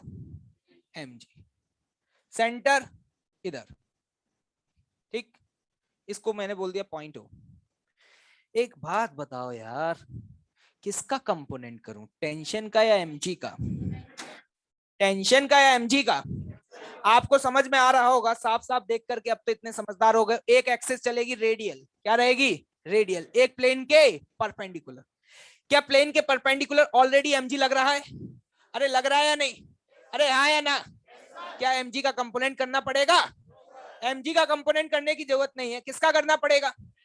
टेंशन का वर्टिकल कंपोनेंट बताओ कितना, और ये वाला कंपोनेंट कितना? क्या बात कर रहे हो, वंडरफुल। एक बात बताओ, टी का ऊपर वाला कंपोनेंट कॉस थीटा वाला कंपोनेंट क्या एमजी को बैलेंस कर रहा है? तो अपन यहाँ पे बोल सकते हैं कि ऊपर वाला कंपोनेंट बराबर नीचे वाला कंपोनेंट, ठीक है। एक इक्वेशन। दूसरी इक्वेशन कहां से आएगी? क्या net force towards the centre बराबर एम इंटू, तो एक बात बताना, यहाँ पे टी साइन थीटा बराबर क्या मैं एम वी स्क्वायर बटे आर लिख सकता हूं? देखो यहां तक मैं आपकी हेल्प कर सकता हूं, इसके बाद तो जनाब मुझे भी नहीं आता, सच बता रहा हूं। यहां तक तुम्हें अगर कोई दिक्कत आ रही है तो तुम मुझसे पूछ सकते हो, मैं आपकी मदद कर पाऊंगा गारंटी से, ठीक है। निकाल रहे हैं अभी, ठीक है। क्या इसके बाद आप दोनों इक्वेशंस को डिवाइड कर पाएंगे? जैसे ही डिवाइड कर देंगे तो टी टी कैंसिल आउट हो जाएगा, और यहां से देख के समझ आ रहा होगा कि वी स्क्वायर की वैल्यू कितनी आ रही है? आर जी टेन थीटा, ये आया वी। लेकिन आर क्या है? एल क्या वैल्यू पुट कर दें? तो यहां पर हम इस वैल्यू को पुट कर देते हैं तो हमारे पास बन जाएगा एल जी, क्या लिखूं, sign square theta divided by cos theta. This is the answer. मैंने आपको अप्रोच बताया, क्वेश्चन पूछने वाला आपको थीटा की वैल्यू दे सकता है, एल की वैल्यू दे सकता है, आपसे टेंशन पूछ सकता है, मास पूछ सकता है। क्या इस तरीके के सवाल आपके सामने आएंगे, सॉल्व कर पाओगे? अगर आपसे यहाँ टेंशन पूछ ली जाती कितनी होगी, तो टेंशन तो सीधे सीधे आपका दूसरी इक्वेशन से ही आ जाएगी। जल्दी से बताओ, क्या टी कॉस थीटा एमजी के बराबर है? तो अगर सिर्फ टेंशन पूछी जाती, क्या डायरेक्टली आंख बंद करके टेंशन की वैल्यू क्या एमजी बटे कॉस थीटा लिख सकते थे? क्योंकि ये दो इक्वेशंस आप देख पा रहे हो, इस पर कितने वेरिएबल हैं। टी टेंशन है, थीटा है, दो मास भी है, ठीक है, स्पीड भी है, और क्या है, आर, आर या एल, ठीक है। तो टोटल 5 टर्म है। कितने टर्म है? 5 टर्म है। सवाल पूछने वाला आपको इनमें से कुछ टर्म दे देगा, कुछ पूछ लेगा। क्या सॉल्व कर पाओगे? हो सकता है वो थीटा और आर दे दे, टेंशन और मास पूछ ले, अरे नहीं हो पाएगा सॉल्व। क्लियर है भाई?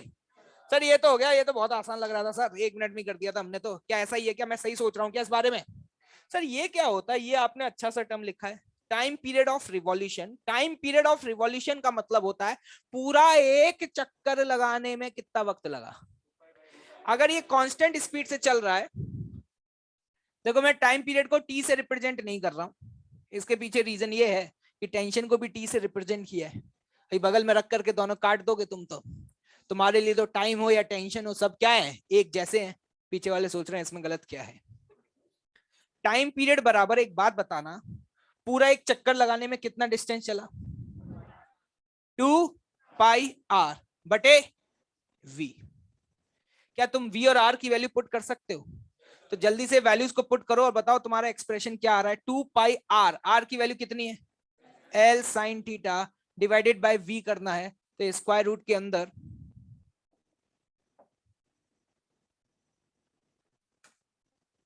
क्या सही किया है क्या?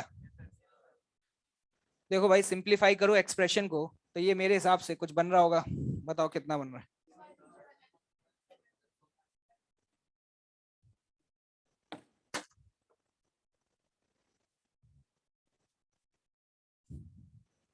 बहुत टफ है भाई, बहुत बड़ी चीज लिख दी मैंने एकदम से।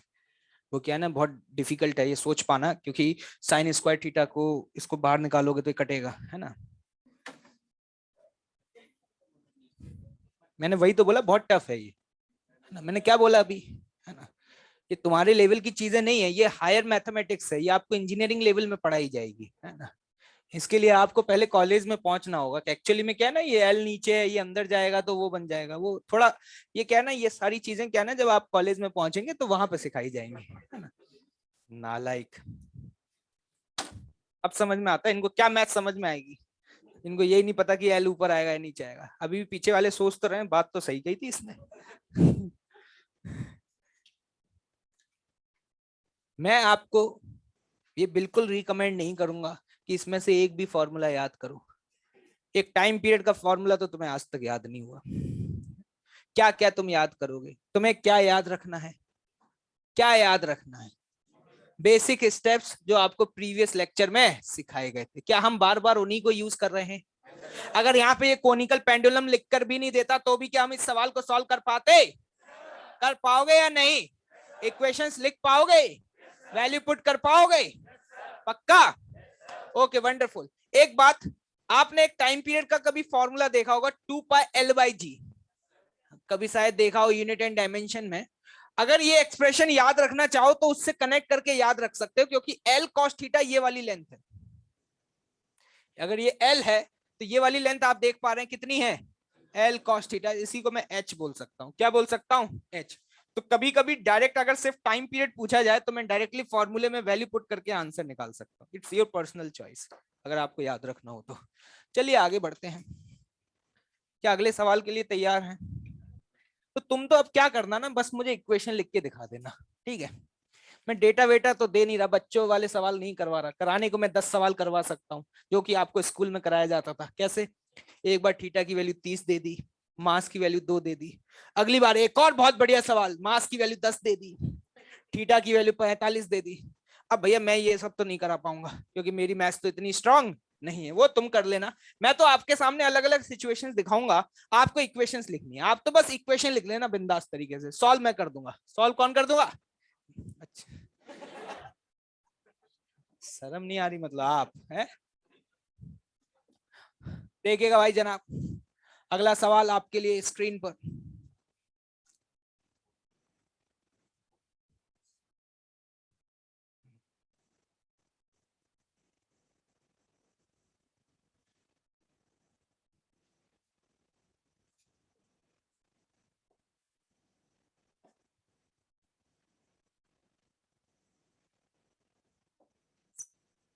एक एम मास का पार्टिकल है जनाब। पिछली बार तो एक रस्सी से बंधा हुआ था, इस बार पैसे आ गए तो एक रस्सी और ले आया और उसको नीचे से बांध दिया। क्या दिखाई दे रहा है तुम्हें ये बात? ठीक है? थीटा वन और ये थीटा, देख रहे हो कितनी अच्छी मैथ्स उसकी, सीखो कुछ इससे। ठीक है, हाँ। ये थीटा वन है, ये क्या है? Theta two.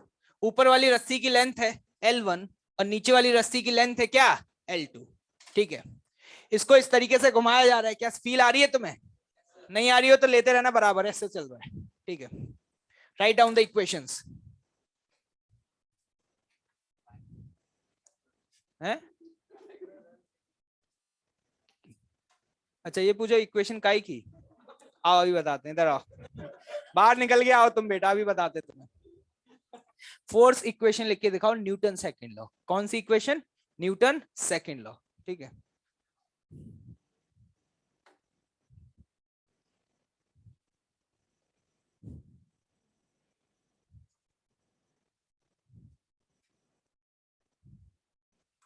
ऑनलाइन वाले स्टूडेंट बताओ कितना अच्छा परफॉर्म कर रहे हैं, उन्होंने तो आंसर भी बता दिया।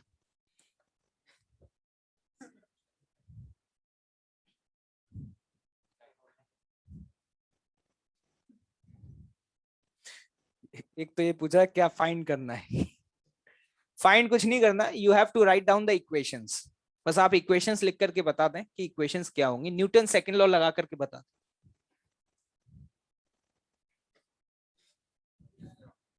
क्या लिख लिए हो जनाब? पक्का? देख लेते हैं गरीब भाई बंधुओं ने क्या किया है ना।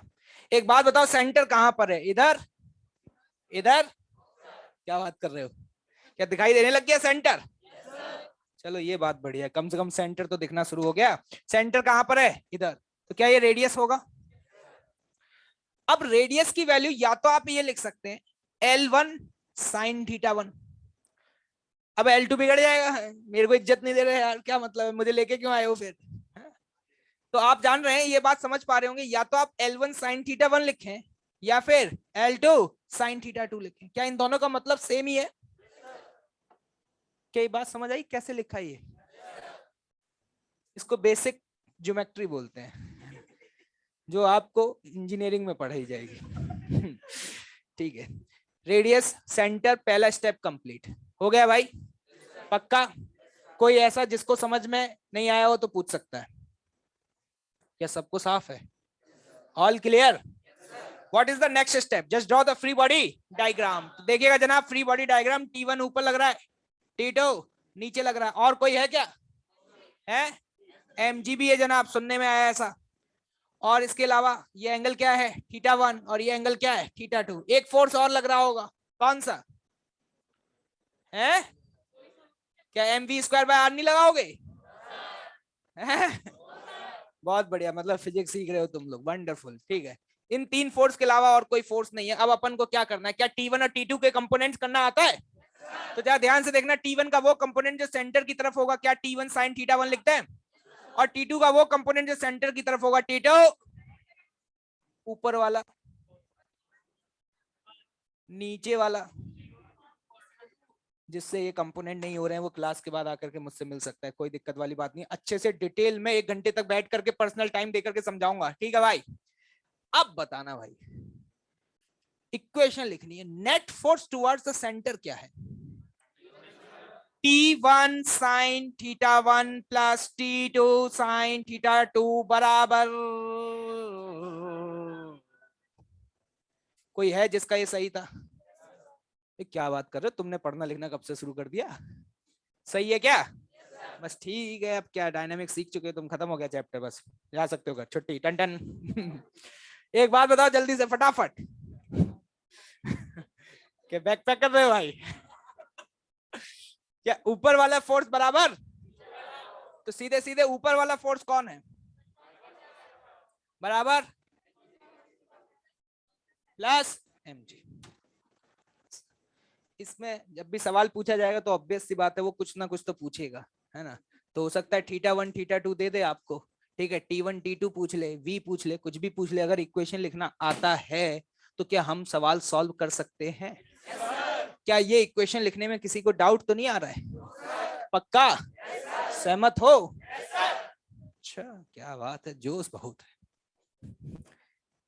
क्या आगे बढ़ा जाए जनाब? चलिए,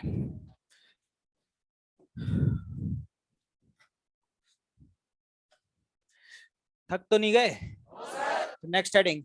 अभी तक आपने देखा हमने जितने भी प्रॉब्लम सॉल्व किए, ये सारे प्रॉब्लम में एक कॉमन चीज आपने ऑब्जर्व करी होगी, क्या?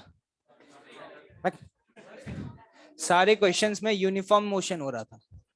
कौन सा मोशन हो रहा था? अच्छा, ये भी था, ये तो सोचा ही नहीं मैंने। कौन सा मोशन हो रहा था?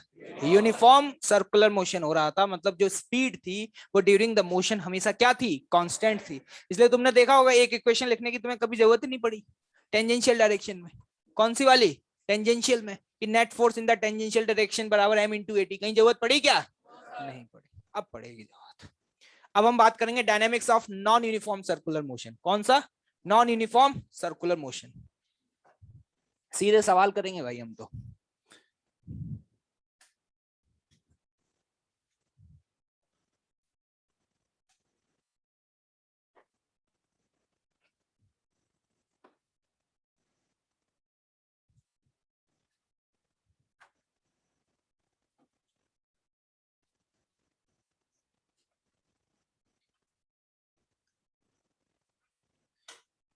ये राउंड टेबल है।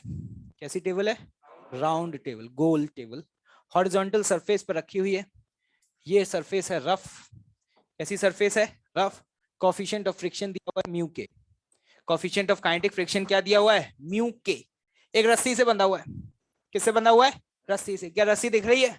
नीले कलर की है बिल्कुल। बेड़े, ये वही है गुड़गांव वाले। आगे समझ में स्टैटिक क्यों लगेगा?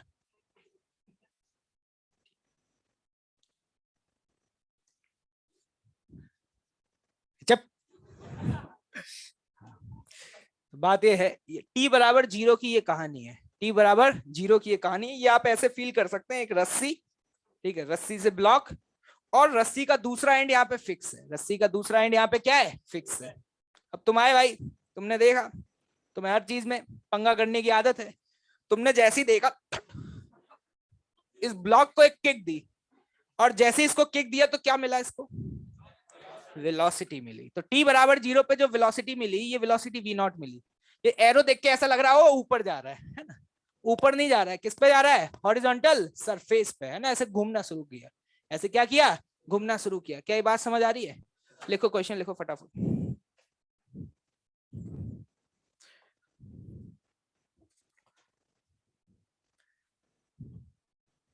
Find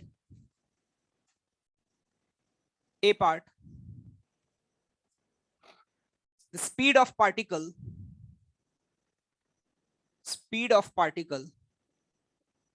at time t,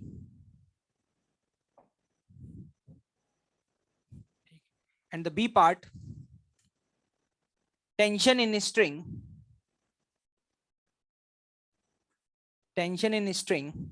at time t। किसी जनरल समय पे मान लो तुमने किक मार दिया, वो घूम रहा है धीरे धीरे, क्या होगा? घूमता ही रहेगा जीवन भर। क्या होगा? धीरे धीरे उसकी स्पीड क्या हो रही होगी? कम। तो जब वो घूम रहा है उस दौरान आपने कहा कि भैया ये बताओ टी बराबर 0.1 सेकंड पर स्पीड क्या होगी और टेंशन क्या होगी। सपोज इस तरीके का सवाल है, बताइए।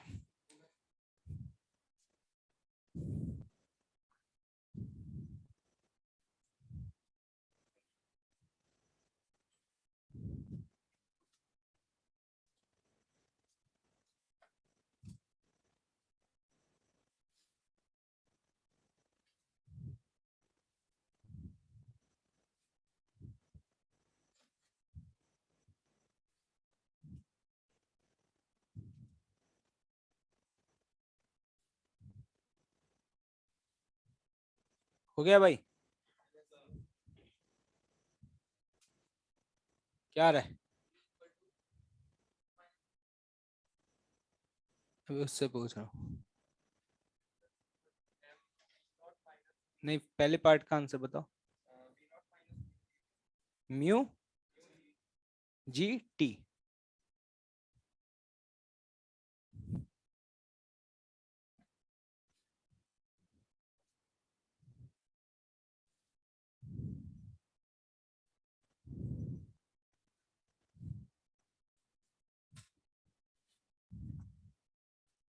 करो करो करो।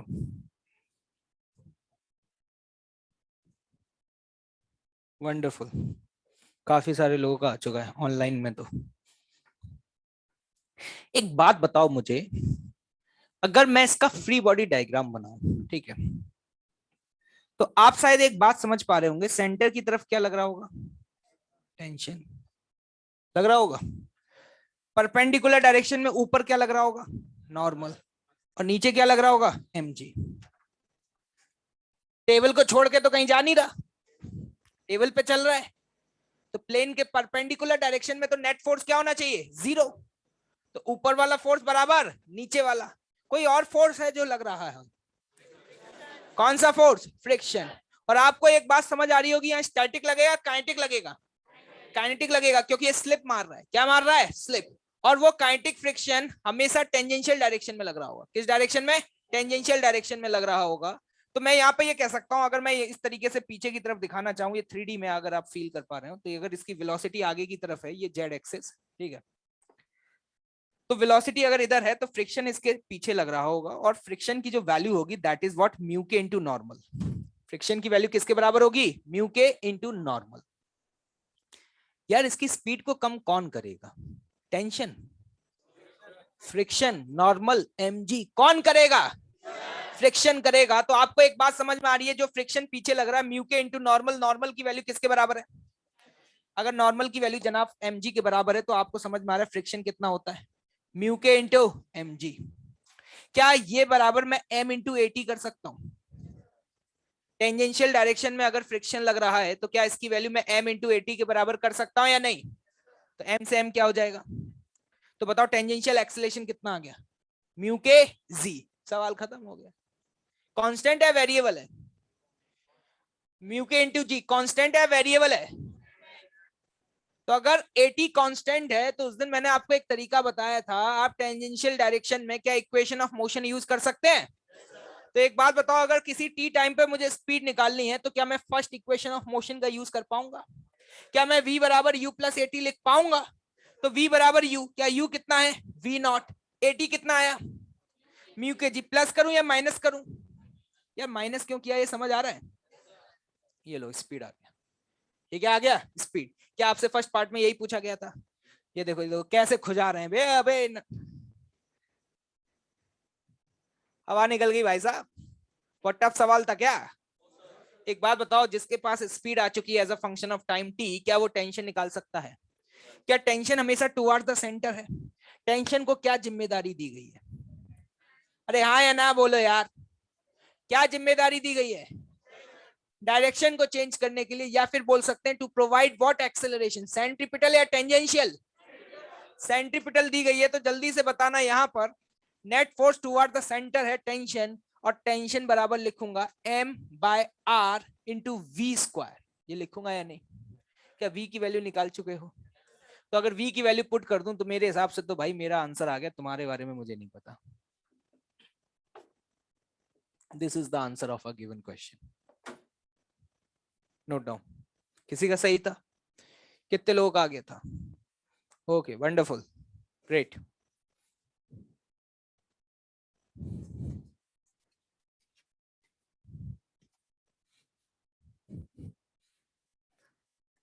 क्या अगले सवाल की तरफ मूव किया जाए? तैयार हो? थक तो नहीं गए भाई? चलिए, आपने देखा यहां पर हमने तीनों डायरेक्शन में इक्वेशंस लगाई हैं।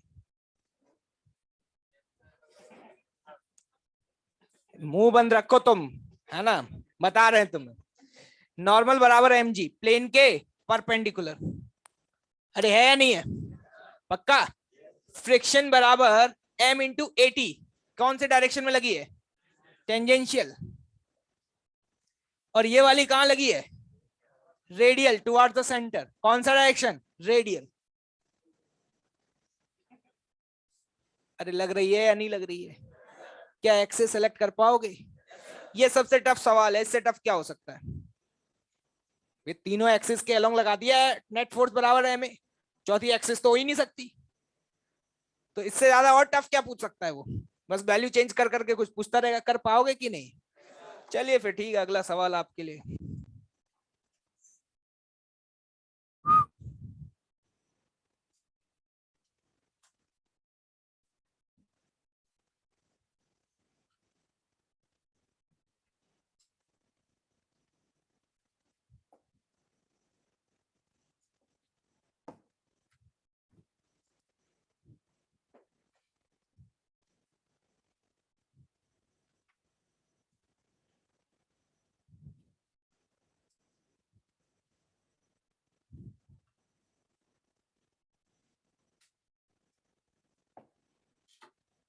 एक ब्लॉक है, क्या है? ब्लॉक। उसे एक राउंड टेबल पर रखा है, क्या आपको दिखाई दे रहा है? अब रस्सी वस्सी नहीं लगी हुई है, चुपचाप से एक ब्लॉक को रख दिया इधर। कितनी दूरी पर रखा है सेंटर से? 1 मीटर। ब्लॉक का मास कितना है? 10 kg। और कोफिशिएंट ऑफ फ्रिक्शन कितना है? 0.5। कितना है? 0.5। टी बराबर 0 पर इसका जो ओमेगा है, ओमेगा किसका? टेबल का, वो ओमेगा था 0। अब इसको घुमाना शुरू किया और इसको दिया एंगुलर एक्सेलरेशन। क्या दिया? Angular acceleration. Question note down करें फटाफट।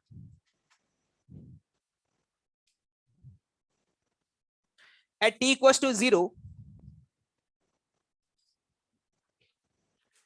at t equals to 0, starting from the rest, at t equals to 0, starting from the rest, table starts rotating, table starts rotating with a constant, with a constant angular acceleration of, with a constant angular acceleration of 3 radian per second square.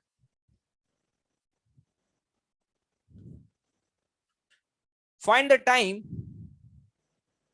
find the time when the block starts slipping. Find the time when the block starts slipping.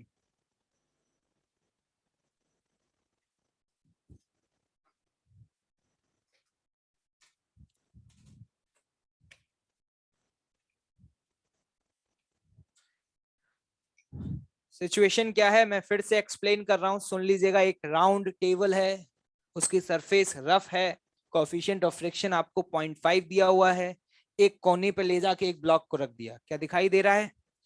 अब इस table का घूमना शुरू हुआ और ये table का omega धीरे धीरे बढ़ेगा। क्यों बढ़ेगा? क्योंकि एंगुलर एक्सेलरेशन है। क्या है? Angular acceleration. तो इसका ओमेगा धीरे धीरे बढ़ेगा। तो एक समय ऐसा आएगा जब ये ब्लॉक जो है वो इस टेबल पे क्या कर जाएगा? स्लिप कर जाएगा। वो समय बताना है कि कब आएगा।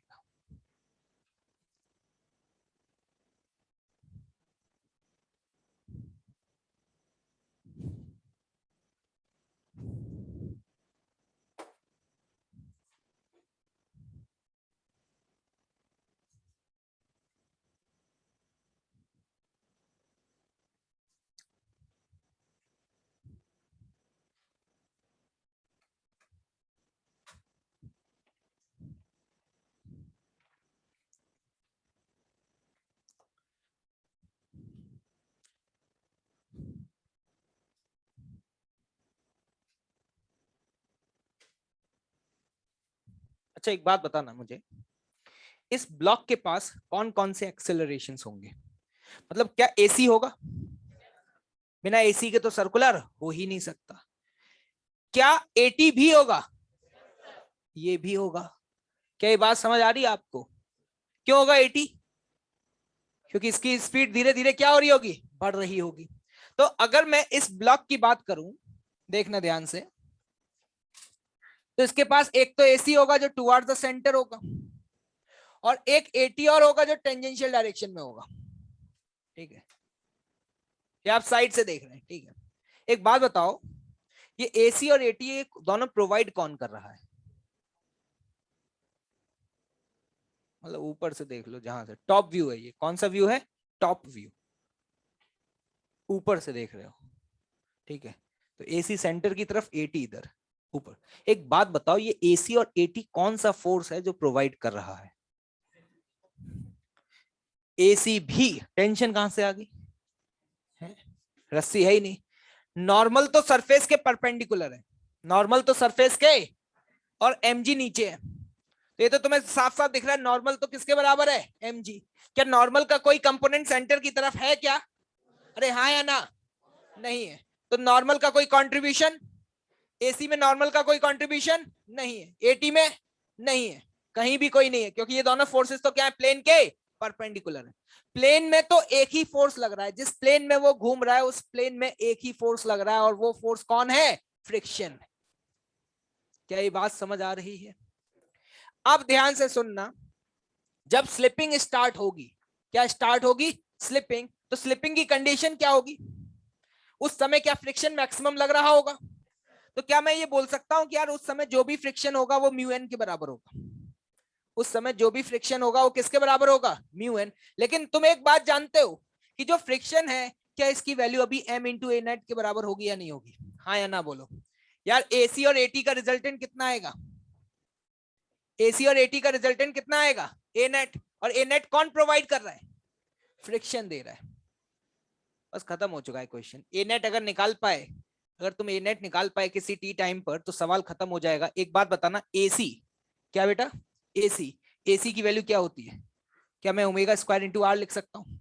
अरे हाँ या ना बोलो यार, नोट मत किया करो, यहाँ देखा करो, ठीक है। Omega square into R. क्या किसी टी टाइम पे तुम बता सकते हो ओमेगा कितना होगा? अगर ये 3 रेडियन पर सेकंड स्क्वायर से घूम रहा है और इनिशियल ओमेगा इसका 0 है, तो टी टाइम बाद इसका ओमेगा कितना होगा? क्या मैं बोल सकता हूँ 3t का स्क्वायर इंटू आर, और आर की वैल्यू क्या है? 1। क्या मैं बोल सकता हूँ यहाँ पर ये एसी की वैल्यू 9t स्क्वायर होगी? नहीं आया, नहीं आया। एक बात बताओ, अगर तुमसे पूछा जाए एटी क्या होगा, तुम जानते एटी बराबर क्या होता है? पता है, ये पढ़ा था। एटी बराबर आर की वैल्यू 1, अल्फा की वैल्यू 3। क्या एटी कांस्टेंट है? देखो एसी की वैल्यू समय के साथ क्या हो रही है? बढ़ रही है, क्योंकि स्पीड बढ़ती जाएगी तो एसी बढ़ता जाएगा, स्पीड बढ़ती जाएगी तो एसी बढ़ता जाएगा। एक बात बताओ, ए नेट कितना होगा? क्या स्क्वायर रूट के अंदर इन दोनों का स्क्वायर कर दें? अगर इन दोनों का स्क्वायर करोगे तो क्या आ जाएगा? 9t का स्क्वायर प्लस 9। क्या ये नेट आ चुका है? अब बस तुम कुछ मत करो, इसकी वैल्यू यहाँ पुट करो, इसकी वैल्यू यहाँ पे क्या करो? पुट करो। और एक बात तुम्हें पता है, नॉर्मल की वैल्यू किसके बराबर है? क्या मैं यहाँ पर mg के बराबर कर दूं इसको? m से m कैंसिल आउट। बताओ ए नेट की वैल्यू किसके बराबर करनी है? ए नेट की वैल्यू क्या तुम्हें म्यू जी के बराबर करनी है? जल्दी से देखना, म्यू कितना है? 0.5, जी कितना है? 10। क्या ये वैल्यू 5 के बराबर हो गई? बताओ सॉल्व करके टी कितना आ रहा है? कितना आ रहा है? 2/3 seconds. This is the answer of this question. सोचो आराम से, 1 मिनट का टाइम दे रहा हूं।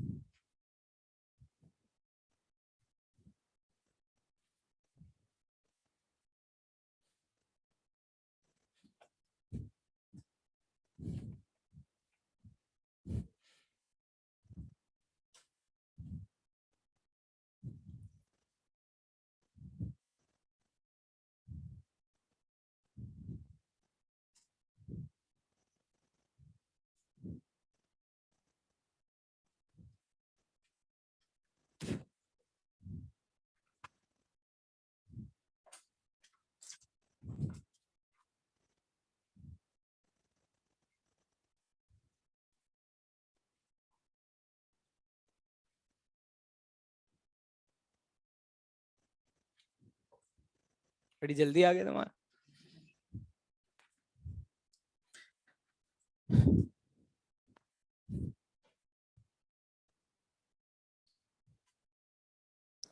क्या नोट कर लिया? पता है इस सवाल में एक बहुत ही इंटरेस्टिंग बात है, ध्यान से देखना। अब मैं कैलकुलेशन खत्म हो चुकी है, अब मेरी कहानी को ध्यान से सुनना, ठीक है। ये ब्लॉक इस सरफेस पर रखा हुआ है, देख पा रहे हो? और मैंने इसको ऐसे घुमाना शुरू कर दिया।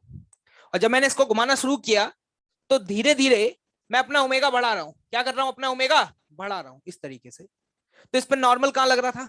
ऊपर। mg कहां लग रहा था? नीचे। इस प्लेन में तो सिर्फ एक ही फोर्स लग रहा है, दैट इज व्हाट? फ्रिक्शन। क्या इसके अलावा और कोई फोर्स यहां पर है क्या? लोग कहते हैं कि आपको कैसे पता चल गया कि फ्रिक्शन प्लेन में इस डायरेक्शन में लग रहा होगा? मैंने कहा मुझे नहीं पता, मुझे तो इतना पता है कि नेट फोर्स बराबर कितना होता है? m इंटू ए। नॉर्मल क्या प्लेन में है? mg प्लेन में है? नहीं है। प्लेन में कौन सा फोर्स है? क्या हम कह सकते हैं फ्रिक्शन ही एक जिम्मेदार फोर्स है जो कि इसको नेट एक्सेलरेशन प्रोवाइड कर रहा होगा? मतलब हम कह सकते हैं कि फ्रिक्शन ही जिम्मेदार है कि वो एसी भी दे रहा होगा और एटी भी दे रहा होगा। फ्रिक्शन का एक कंपोनेंट सेंटर की तरफ लग रहा होगा और एक कंपोनेंट एटी लग रहा होगा। क्या ये बात समझ आई? दूसरी बात कि फ्रिक्शन का डायरेक्शन जो है ना वो लगातार चेंज होगा, क्योंकि ए नेट का डायरेक्शन लगातार क्या हो रहा होगा? चेंज हो रहा होगा। आपको याद होगा एक क्वेश्चन कराया था जिसमें मैंने बहुत सारे एरो बनाए थे। याद करो, याद करो। रेस्ट से स्टार्ट हुआ था। कहां से स्टार्ट हुआ था? रेस्ट से। पेज पलट के देखो जरा ध्यान से।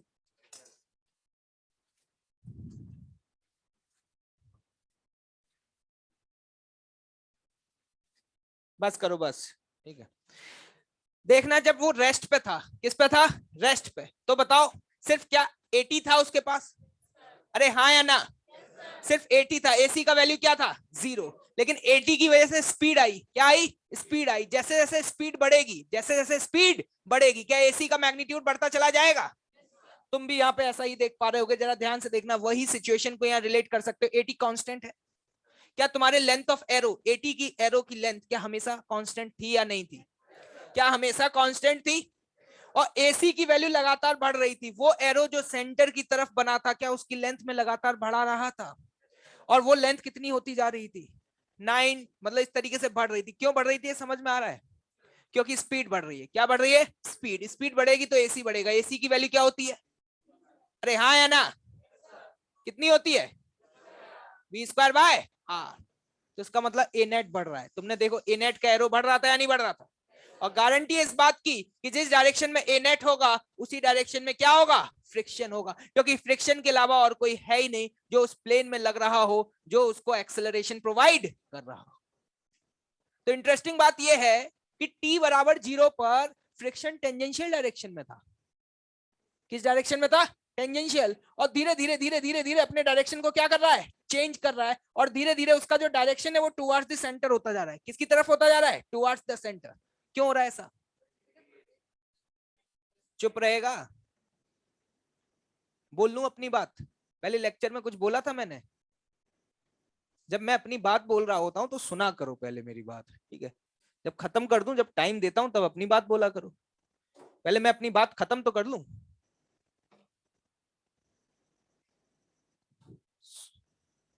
सवाल पूछना होता है लेकिन सुनना नहीं होता। t बराबर 0 पर स्पीड नहीं है तो एसी नहीं है। तो क्या कह सकते हैं? t बराबर 0 पर नेट एक्सेलरेशन किधर था? हाँ, 80 की तरफ था। लेकिन समय के साथ धीरे धीरे नेट एक्सेलरेशन का जो डायरेक्शन है, क्या वो टुवर्ड्स द सेंटर होता जाएगा? क्या फ्रिक्शन का डायरेक्शन भी लगातार चेंज होता जाएगा? कोई अगर पूछ ले कि फ्रिक्शन डायरेक्शन क्यों चेंज कर रहा है? क्योंकि फ्रिक्शन ही है वो फोर्स जो उसको नेट एक्सेलरेशन क्या कर रहा है? प्रोवाइड कर रहा है। कौन सा फ्रिक्शन लग रहा होगा? स्टैटिक या काइनेटिक? स्टैटिक। कौन सा लग रहा होगा? स्टैटिक। टेबल और ब्लॉक के बीच में क्या स्लिपिंग हो रही है? जब तक स्लिपिंग नहीं होगी तब तक कौन सा लगेगा? स्टैटिक लगेगा। और उतना लगेगा जितनी जरूरत है, और उस दिशा में लगेगा जिस दिशा में क्या है? जरूरत है। अगर कोई आपसे आप पूछ ले कि इसको चला कौन रहा है, तो उसको चला ही फ्रिक्शन रहा है। कौन चला रहा है? फ्रिक्शन चला रहा है। अगर यहाँ फ्रिक्शन नहीं होता तो क्या चल पाता? अगर फ्रिक्शन नहीं होता तो क्या होता? टेबल घूम रही होती और ब्लॉक तो वहीं का वहीं रहता। ब्लॉक तो वहीं का वहीं रहता। फ्रिक्शन है तो चल रहा है, बिना फ्रिक्शन के ये नहीं चलता। क्या ये बात क्लियर है? तो बताओ जल्दी से, यहाँ कौन सा फ्रिक्शन लग रहा है? स्टैटिक या काइनेटिक? स्टैटिक लग रहा है। तभी तो आप देख रहे हो स्टैटिक की वैल्यू लगातार बढ़ती जाएगी। क्यों बढ़ रही है? क्योंकि एसी बढ़ रहा है। क्या बढ़ रहा है? एसी। एसी बढ़ेगा तो ए नेट बढ़ेगा। लेकिन फ्रिक्शन की अपनी एक औकात है। क्या है? औकात। एक समय ऐसा आएगा जब फ्रिक्शन अपनी मैक्सिमम वैल्यू पे पहुंच जाएगा। और वो मैक्सिमम वैल्यू कितनी होगी? कितनी होगी? म्यू एम जी बराबर एम इंटू ए नेट। और ये वो समय है t बराबर 2/3। कौन सा समय है?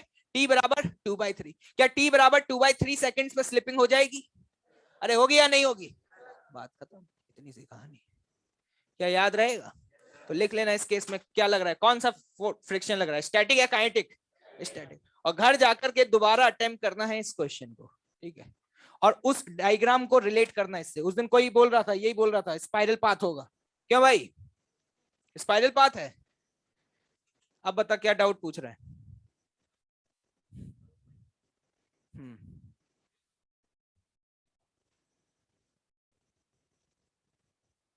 क्योंकि ए नेट का डायरेक्शन चेंज हो रहा है, और ए नेट कौन प्रोवाइड कर रहा है? फ्रिक्शन। और फ्रिक्शन कौन सा लग रहा है? स्टैटिक। और स्टैटिक किस डायरेक्शन में लगता है? जिसमें जरूरत होती है।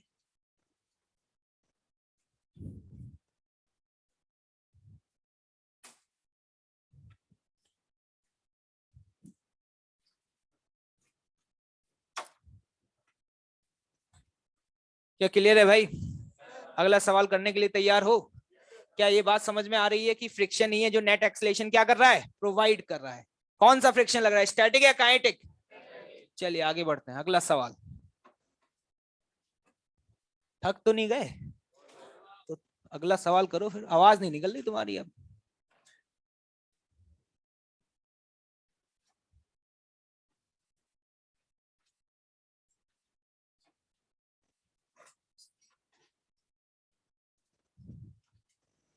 एक रस्सी है, ठीक है, उससे एक एम मास का पार्टिकल बंधा हुआ है, शायद आप देख पा रहे हो। इस पार्टिकल का जो मास है वो 2 kg है। कितना है? 2 kg। और इस समय ये जो स्पीड है, ये स्पीड है √40, और ये पार्टिकल नीचे आ रहा है। कहाँ आ रहा है? नीचे आ रहा है। ठीक है भाई, ओके। फाइंड लेंथ जो है वो 2 मीटर है। कितनी है जनाब? 2 मीटर। ये सिचुएशन देख लो, आराम से फोटो खींच लो, मतलब दिमाग में, है ना, मोबाइल मत निकाल लेना। Find A part tension in string, tension in string, and the B part tangential acceleration, tangential acceleration.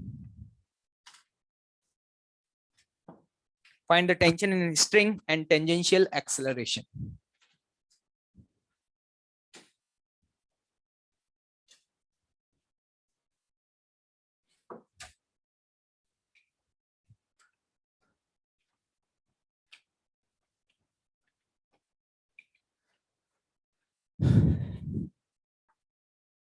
ये मोशन किस प्लेन में हो रहा है?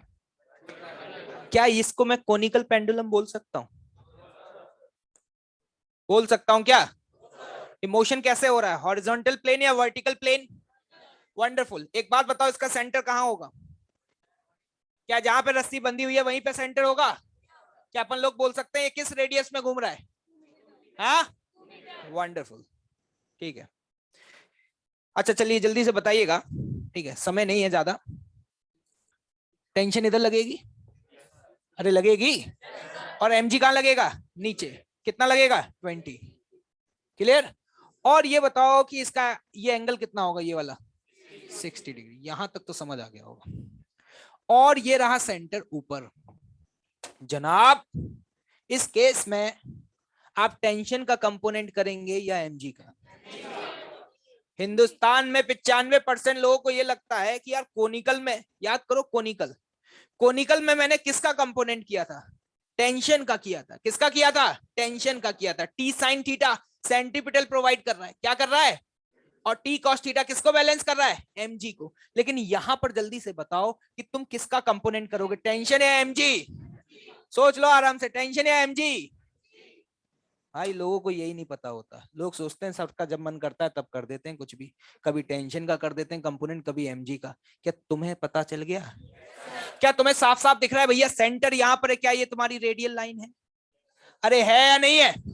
अगर जनाब ये रेडियल लाइन है और टेंशन रेडियल के अलोंग है, तो टेंशन को काई को दिक्कत दोगे? दिक्कत उसको दोगे जो उसके अलोंग नहीं है। कौन नहीं है उसके अलोंग? एक बात बताओ, ये एंगल 60 तो मैंने सुना ये भी 60 होगा, तो अगर ये 60 है तो ये इसका टेंशन, ये mg का ये वाला कंपोनेंट क्या लिखोगे? 20 cos 60। क्या लिखोगे? 20 cos 60। cos 60 की वैल्यू कितनी? वंडरफुल। कैसा लगा मेरा मजाक? मजाक है क्या ये? कब किसका कंपोनेंट करना है क्या तुम्हें पता है? अगर तुम्हारे हॉस्टल में कोई बंधु ये पूछे यार मुझे यही नहीं पता चलता कब कैसा कंपोनेंट करते हैं, क्या तुम अच्छे से एक्सप्लेन कर पाओगे? इतना बढ़िया से एक्सप्लेन करना, वो कहे कि भाई आज के बाद फिजिक्स की क्लास तुझसे ही ले लूंगा, मैं बाहर जा करके क्या करूंगा, क्या बता पाओगे तुम?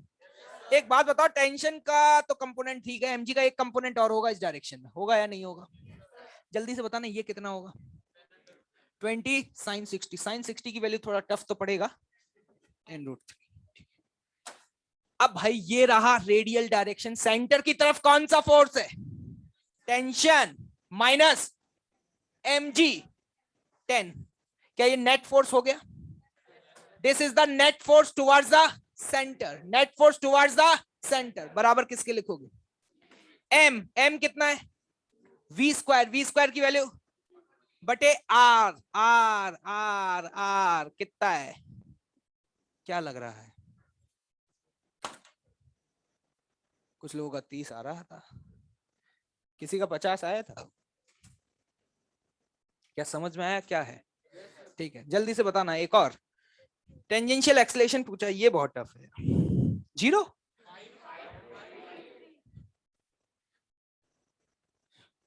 भाई क्या ये फोर्स टेंजेंशियल डायरेक्शन में लग रहा है? ये फोर्स कितना लग रहा है? 10√3। क्या ये बराबर मास इंटू एक्सेलरेशन होगा? भाई मेरे हिसाब से आंसर आ गया। क्या 0 आ रहा है? कुछ लोग कह रहे हैं 0 आ रहा है। क्या 0 आएगा क्या भाई? कर पाओगे? कैसे सॉल्व करते हैं, क्या समझ में आया method? Note down this.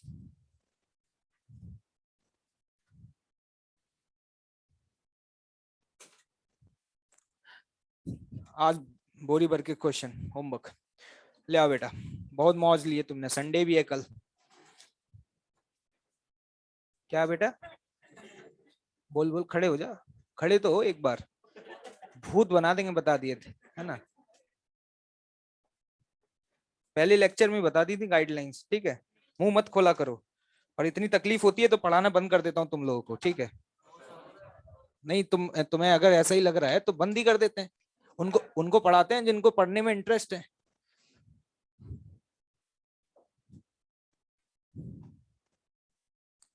S1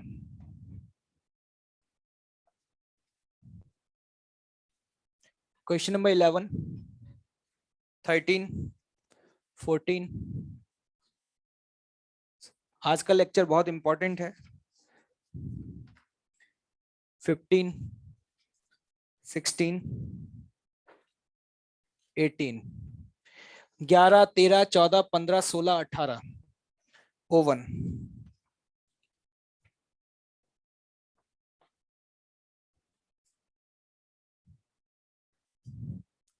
15,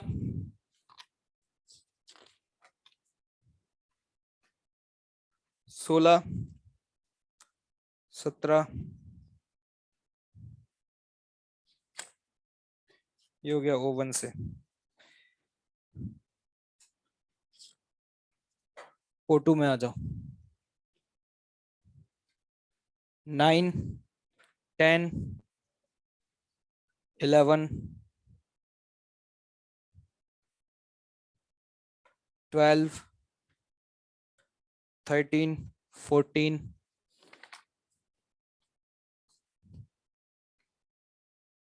16, 17। ये O2 में हो गया, ठीक है। रेस ले आओ। है रेस किसी के पास?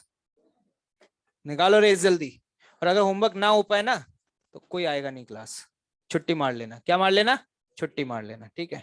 टर्म्स एंड कंडीशंस पहले दिन बता दिया था ना भाई, ठीक है। वही आएगा जिससे हो पाएगा, ना हो पाए तो छुट्टी मार लेना। आधी क्लास तो वैसे गायब हो जाएगी अब। अच्छा,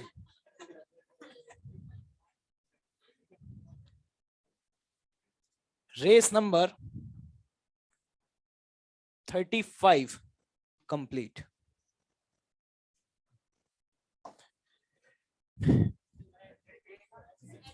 बस अभी तो इतना ही, ठीक है। नेक्स्ट क्लास में ज्यादा जोश में भी मत आओ, ठीक है। कोटा फैक्ट्री का सीजन 2 भी तो आ गया है, वो भी तो निपटाना है ना भाई, है ना। तो सिर्फ आईआईटी की तैयारी थोड़ी ना करनी है, बहुत सारे काम है जीवन में, ठीक है। ठीक है, तो भाई आज पूरा होमवर्क निपटा लेना और कल सीजन 2 देख लेना, ठीक है भाई। एससी वर्मा नेक्स्ट क्लास में दूंगा। चले भाई, फिर माहौल सेट, आरवाई रॉक्स।